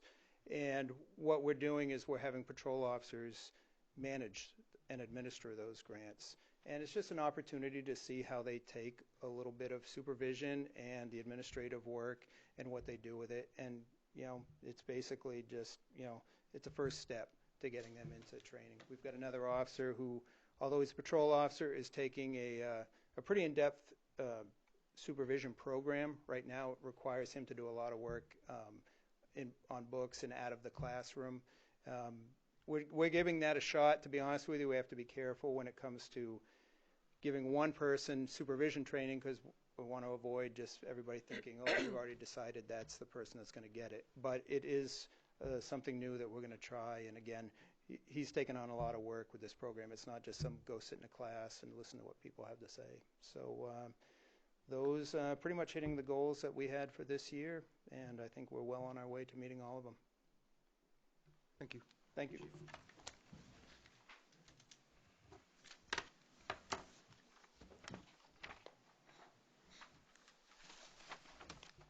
This should be pretty quick. Well, because unfortunately when we came up with the goals, we really didn't have a fire chief, so Deputy Robital and I kind of cut up a couple goals we thought that was going to be manageable no matter who became the new fire chief. So the two goals we had was try to increase enrollment into the fire department and to try to manage our personnel use on EMS calls. The EMS call one was started right off the bat, even before the new budget was enacted, by controlling how many people were sent out on the EMS and EMS assist calls. Because at the time we were averaging 10, 12 people showing up to assist a lift with was an emergency, and that was, you pull the numbers, that's almost, and I'm rounding off here, $200 for every time they called us. So we tuned that back. Basically, only the guys who hold EMS licenses with the state are going on those calls. And the only time someone who is not licensed goes on those calls is if we actually need the physical manpower, such as someone has to drive the vehicle because they're certified to drive it and they're not licensed. And that's pretty much the only time that those guys are going out. That's a constant reminder. It takes repolicing from my line supervisors up to keep the guys remembering that this is the way it goes. That's an ongoing thing. With the personnel, we've been actively looking for people, and since we started looking, we've have 4 new people come on. The 4 gentlemen are Tristan Coffin, Sean Fleck, Adam Jones, and Mark Moulton, who's also a Public Works employee. 2 of them have been on for a few months. The other 2 had just come on, and it's been a slow process, but people don't want to put into their communities anymore for any of these groups. But I also say that it's not like it was 30 years ago where we try to bring somebody in and see, okay, we'll give them a shot. We have to go through a screening process and physicals and background checks. So it's not as easy as it used to be like 30 years ago to bring somebody on. But things are going slowly and surely. Things that weren't part of the goals when we sat down with you, goals that I put on myself when I think I even mentioned them during my interview, was making sure that the department was compliant with state regulations. And that's been something I've been working on since day one. And I just turned in my final package to Safety Works. I think I remember in last month's department head report I mentioned that I had Safety Works come in. They did a review of the department. And as far as the stations were concerned, equipment was concerned, there was no issues there. All of our issues were on the record side. And it's been a process of trying to straighten out the records to a point where we're compliant and easy to follow. Without the transition from one chief to the other, it was not knowing how things were done with his style. So we had to recreate some stuff, and it's been a point that we're getting there now, even with some stuff in the stations where we're lacking some record keeping for checking of equipment, which is now in place. So it's we're getting there on that end, and almost there. But we're at the point now, at least I'm compliant with what the state's looking for. All right, I'll ask you the loaded question. Sure. Anything that we haven't heard that you inherited now that you're on the job that you would add for goals? Yeah, there's, from my standpoint, I want to add in, I want to do more, like Mark, I want to do more community outreach. I want to do more fire prevention. And it's taking advantage of things like Moxie Day. And traditionally in the past, and maybe because of the type of department we are, we look at October as our fire prevention period. And fire prevention is a year-long process, not just 1 week a year, 1 month a year. So I really like to get into the community more often with the fire prevention aspect of stuff. And I already have some plans in place, well, I say plans, ideas in place for next year, and hoping to do some other things on that avenue. I like to get into the schools on the career side, like at the high school, try to get in on the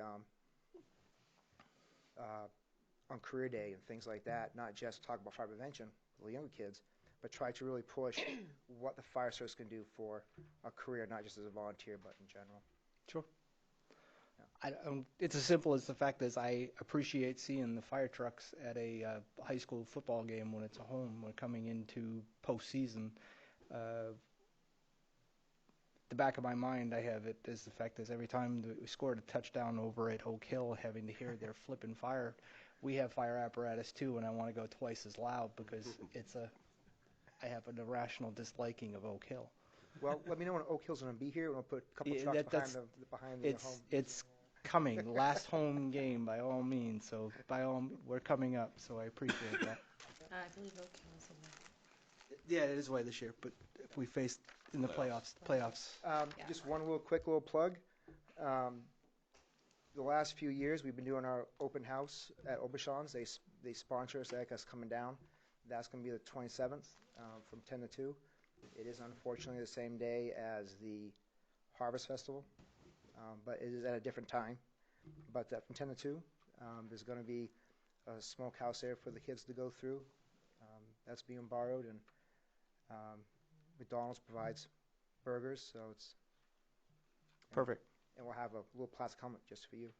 Oh, right on. Fancy. Chief, quick question about, I know you talked about one of the goals that you want to add is the fire prevention piece to get out in the community more.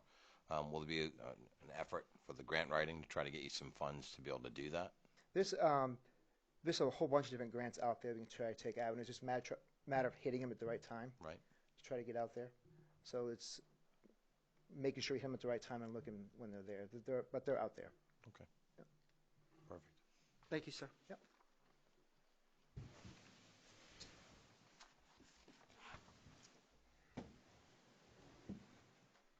Mark said it wasn't fun to go last, but you're the finance person, so I disagree with him. You got Steve over there in the corner. Steve's last? I apologize. That's okay. No big deal. Finance Director. I had 3 goals for my department. One was to go live with Munis, to revamp the CIP for readability and understandability, and to cross-train my employees. That being said, we went live for the AP portion of Munis on October 1st. You may have noticed with your signatures on the last 2 warrants. It has been interesting. Wait. Been busy. Interesting's like a bad haircut. You got to be a little more specific. I have been busy, very busy, as the main point person on it. Yeah. All IT questions came to me, are coming to me, and I've been dealing with them.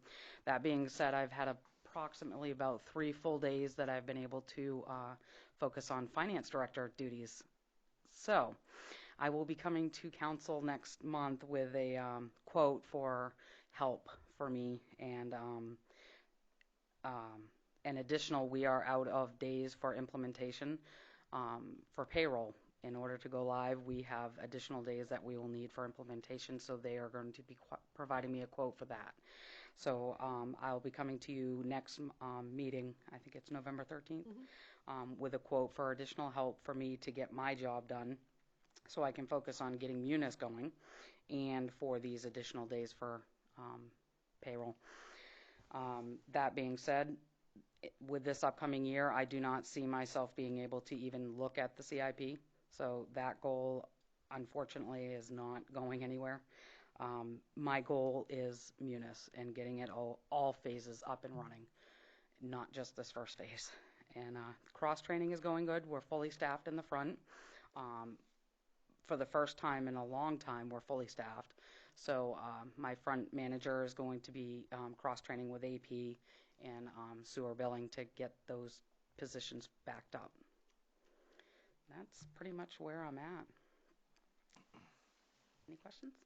Next target for Munis is Payroll, January 1st. January 1. Yep. January 1. January 1st. Okay, so how, now that we're 20 days into it or 15 days into it, what is bogging people now? Just learning a new system, really, Yeah. and then You can train in the vacuum all day Right. long. It's when to go live, it's the crunch. I get that. And we have, the little bugs that are popping up that you get with use, and we're smoothing those out, and I'm not having to spend as much time this week, obviously, as I did the first week, so that's good. Right. My biggest challenge now is I'm running 2 systems, so I have to have that extra work in the reconciling of the systems and making sure that the numbers that we have in the new system are accurate and that they're posting correctly and everything is working as intended. So it's just been a lot of extra work on that aspect of it. And being the primary focus, I wasn't I get it. anticipating the amount of Point for everything. time that it was going to take out of the regular day. But we're getting there. Anything else of Lydia, guys? Good job. Thank you. Thank you. We do appreciate you. You do know this, right? Go, I Lydia. appreciate it. Good.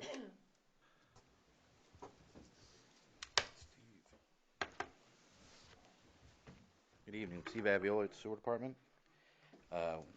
We came into this with 4 goals. First goal was for the next couple of years, our primary goal is for the Sewer Department to complete our project associated with our USDA Rural Development Loan, which first phase that was sewer replacements. Second goal was continually strive to maintain 100% compliance with our DEP-issued waste discharge license. Third was start the process to do necessary outside laboratory testing required for the renewal of the waste discharge or license that'll be done in December 2020.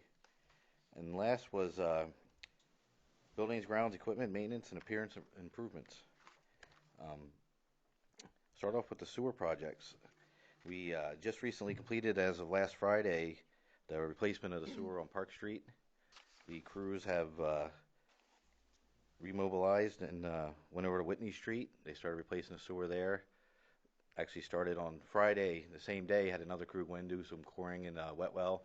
Started installing some pipes so the crew can come in this week that's doing the actual pipe laying, and they can just take right off from there. I'll cover a little more of that, what's happening with that right now later on. Once Whitney Street is completed, they're going to move to Madeline Street, replace the sewer on Madeline Street. And pending some decisions that still need to be made that Tom will be working on regarding paving. I was told Thursday they'd like to move and attempt to do Andrea Street before the weather turns for the worse. And it's going to be getting paving done in time before either paving plants close or start snowing. And I know Tom will still need to work on that. And I know decision has been 100% made, but they're talking now they'd like to do Andrea Street also, get that lower end of gross development completed. Other than on those, with sewer replacements, Nason, if Andrea Street is completed, Nason, Osborne, and Ferry Road would end up being done next spring in the summer. And that would complete that phase, and we'd be moving on, working on getting a few other streets, engineering finalized and work on them. At the same time, we got Davis Street Pump Station is going to be coming up to rebuild that pump station. And we got some projects going to happen at the treatment plant also. Continually strive to maintain compliance with our waste discharge license. We, as a sewer department, we've maintained 100% compliance. We had a minor issue with some proficiency testing that the EPA requires us to do annually. It was an equipment issue. Once we found the problem, rectified it, we ordered a replacement test and passed that test with flying colors. That's kudos to Zach Breton, our lab tech. He does pretty well with these tests, except for the equipment issue we had. And also with this, we did have 2 issues in the last week on Whitney Street. The force main for the Madeline Street pump station goes up Whitney Street. That force main was broken twice in the last 3 days, 3 working days, by the contractor. Once it was questionable who was at fault for that. Today it was not questionable. It was broken. PUC is involved in this. They're dealing with that issue. That is nothing from us. It did need to be reported to DEP, just because we had an issue with our pump station, and so far so good with that. I don't know what the outcome will be, whether they're going to get involved with what's going on there. I should know more within the next couple of days with that. To start the process for our outside laboratory testing to be required for a permit renewal. This is something that gets done every 5 years. This year, or with this permit, DEP is allowing us to do it in year 4, which of course I believe it's to streamline the renewal process for them, because typically that testing would finish up at about the time the permit has to be renewed. We end up with extensions every 5 years when we go to renew this permit, and it may be because of that. It's rather expensive testing. Last year it was about $7,000. We put in the budget $7,500 to do the testing this go around, which I started about a month ago soliciting quotes from the 3 labs basically in this area, 2 in Maine, 1 in New Hampshire, that do this type of work. And I've only received 1 quote so far. The other 2 labs are working on getting us something, but it's been a lengthy process. I had trouble getting a hold of 1 lab because they recently bought out. None of their information, email, or anything was the same. So it was a challenge tracking them down. But we are working on that. I'm hoping to have quotes from them within the next couple weeks, and I can approach Diane to seek approval to get that work scheduled to begin hopefully the end of December, beginning of January. We can get started on that, because we'll be in year 4 of the permit. On improvements to the buildings, grounds, equipment, as an appearance improvement, it's going to be our water damage repair from our in our administration building from the line break we had in June. Through a lengthy process and getting contractors that was awarded a job schedule because of his busy schedule coming into the end of the year. Work actually started today. They were in to install insulation, and they're going to keep moving on until that job is done. So hopefully by next week we'll at least have our building back together. Where right now there's 2 feet of drywall missing throughout the whole building, the lower 2 feet. So it's kind of an eyesore at the moment. We had 4 trees at the treatment plant that 3 of them were dying. 1 was damaged from the storm last October. We had those cut down in August. Working on getting a stump grinder right now. We should either next week or at the end of this week or next week, we should be able to be getting one in there. Get at least 3 of those stumps cleaned up that are directly inside our gate so we can lumen seed that area. That'll improve the appearance coming into the plant, which leads to the entrance gate. That was one thing that was discussed back in February and March. We looked into building a gate in-house with getting the materials, expecting it to be cheaper than hiring someone to do it. Our gate's basically falling apart to the plant. You have to basically run side to side to close this thing because it won't even stay. It's a 20-foot wide gate, two pieces. We ended up getting pricing to have the gate built and we would install it ourselves was cheaper than us buying the materials to do it ourselves because the way those materials are priced. There's a pretty hefty price increase to buy them versus hiring them to build the gate. So we set posts for that September 26th, sent the measurements to the vendor that got the job. We should have the gate by next Tuesday, we're being told right now. So it's about 3 weeks. It's telling them this gate's going to be 32 feet long. It's going to be a sliding gate. So when it's open, you won't even really see the gate. On equipment, one major thing we did this year is we replaced the steel floor and a bedded utility body of our 2008 Ford F-250 truck we've had for 10 years now, starting to show its age. We ended up replacing the floor of that utility body with 3/16 thick steel. Try to get a little more life out of it. It takes a lot of abuse with heavy pumps and stuff getting put in the back of it. We also sanded and repainted the rear of the utility body, sanded and painted rocker panels, improved the looks of that truck, and hopefully help extend its life to get us 15, 20 years out of it that we're hoping to get, 15 at a minimum. And that is basically all I have. Any questions, Steve? A lot of work going on now. Thank you, sir. It's busy. Is there anybody left that we have that has yet to present goal updates? I want to thank everybody that went through the process in the last 2 meetings for giving us the updates. It's much appreciated. So, thank you all. Next item 12. There are no appointments. It's Councilor Communications. Anybody got anything? I do. Please. Last week, actually, the town, I think Tracy and Diane and the department heads actually facilitated a out and about with town government at the furniture superstore. I don't know, Norm showed up. It was actually, unfortunately, it wasn't well attended, but the presentation, I think, was really well. Our department, some of our department heads actually gave some of the updates they gave tonight, and actually gave a good overview of what's happening in the community, and I would like to see that move forward. I mean, with a little bit different venue, maybe with the opportunity to actually get you to get some of them out front of the crowd other than at the town office. I think it was actually, the information was really good, and I think moving forward with some of the projects going on and just the community outreach, as Chief would say, it's actually big, I think, when you can actually get out front and get a different crowd. I would like to kind of try to see how we can move that forward, and I think that I have some ideas how we could actually do that at different events and actually get some, maybe not huge crowds, because I don't think we need a big crowd, but if you get 20, 30 people and maybe a handful of businesses, I think that could be pretty good. And I do like the idea that Chief, actually, some of the training that they have, if that is available to businesses, big and small, I think that type of outreach is huge. And whether it's fire or police, I think anytime we actually have our local departments actually out in the community, I think it's a lot easier when we actually ask for a new fire truck or a new equipment. If they know the needs and what's actually being done, it actually goes a long ways. Unfortunately, as a community and as a municipality, sometimes we wait till we're desperate to ask for help, and I think that we see that kind of in our, I shouldn't say the word desperate, just kind of like the 125 project. Sometimes we almost wait till the last minute that we desperately need everybody to be on board voting in to really have people educated on what's happening. And I think it happens sometimes with even some of the sewer projects. There's a lot of years of behind the scenes working on trying to get these projects in place. And then it's kind of like that at the last minute they were asking people to really pull behind and support us. So I think anything we can do to keep the community and the businesses up in front of what's happening in town, I think it's a great opportunity. And as Chief actually said at that presentation, and when people see the police coming up to you with a beer. Don't think they're on strike. They're actually doing something good.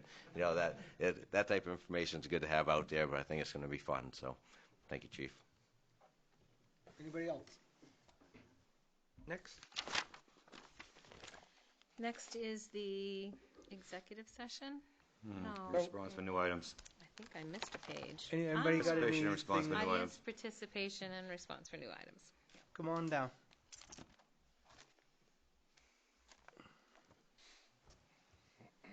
We'll make sure Norm speaks clearly for you.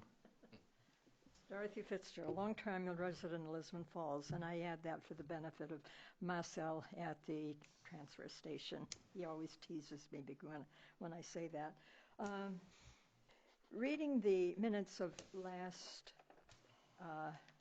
last meeting, when you went to written communications from department heads, I was not in favor of it, because there are things that come up that the public has a right to know.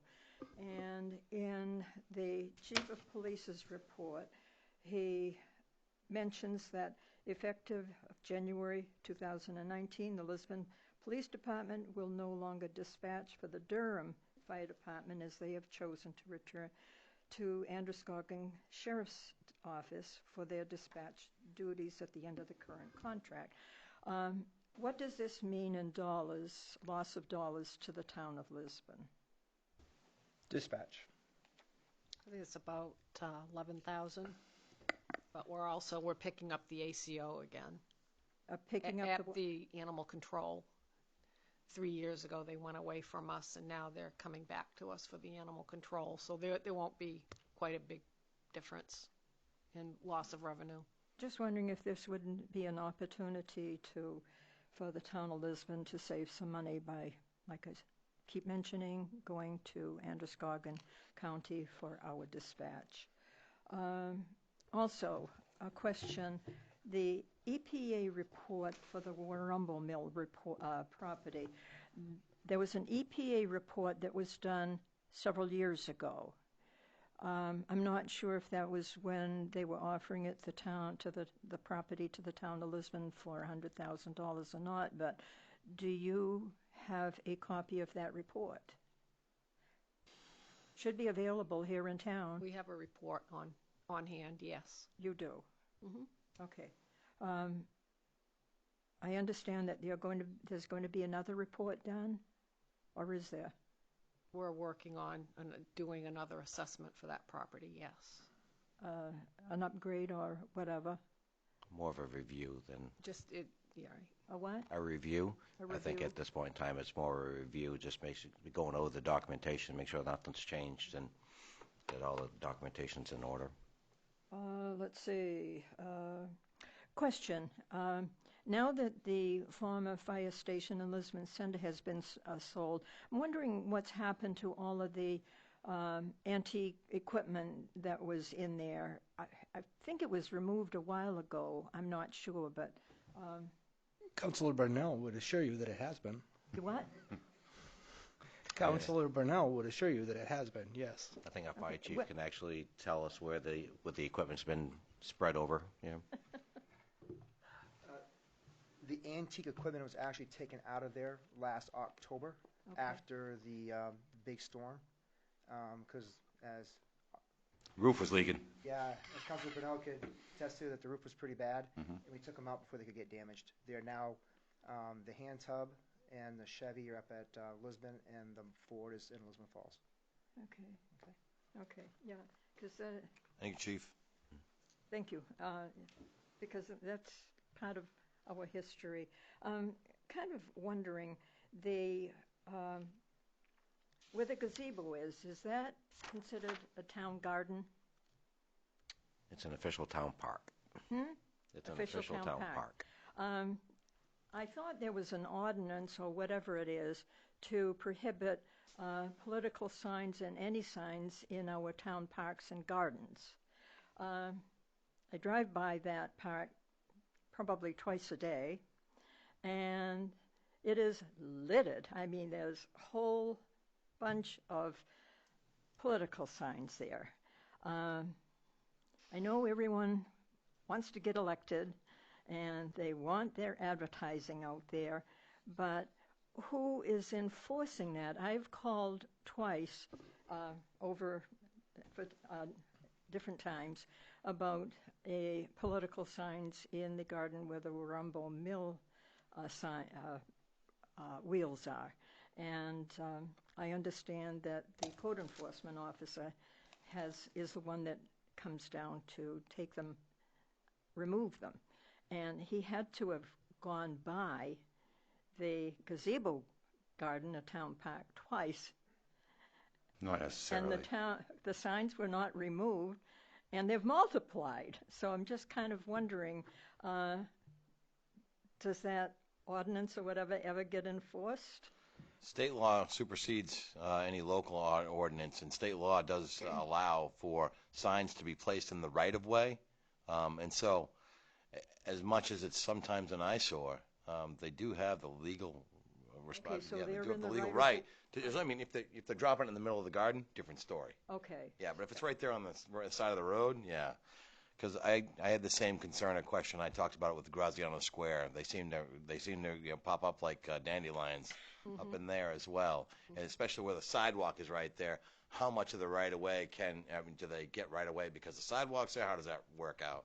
So that's a battle we've been fighting, and I don't want to take your thunder. If you got something else, please add. No, and the code enforcement officer has been enforcing the ordinance when it is in our gardens or directly on our property outside of the right-of-way. Yeah. He's been removing those. But Well, anything in the right-of-way, like Norm just said, we really can't. It's state law. Yeah, They're well, allowed to the put them Route there. 196 School Street Garden, they were right in the garden, so, yeah.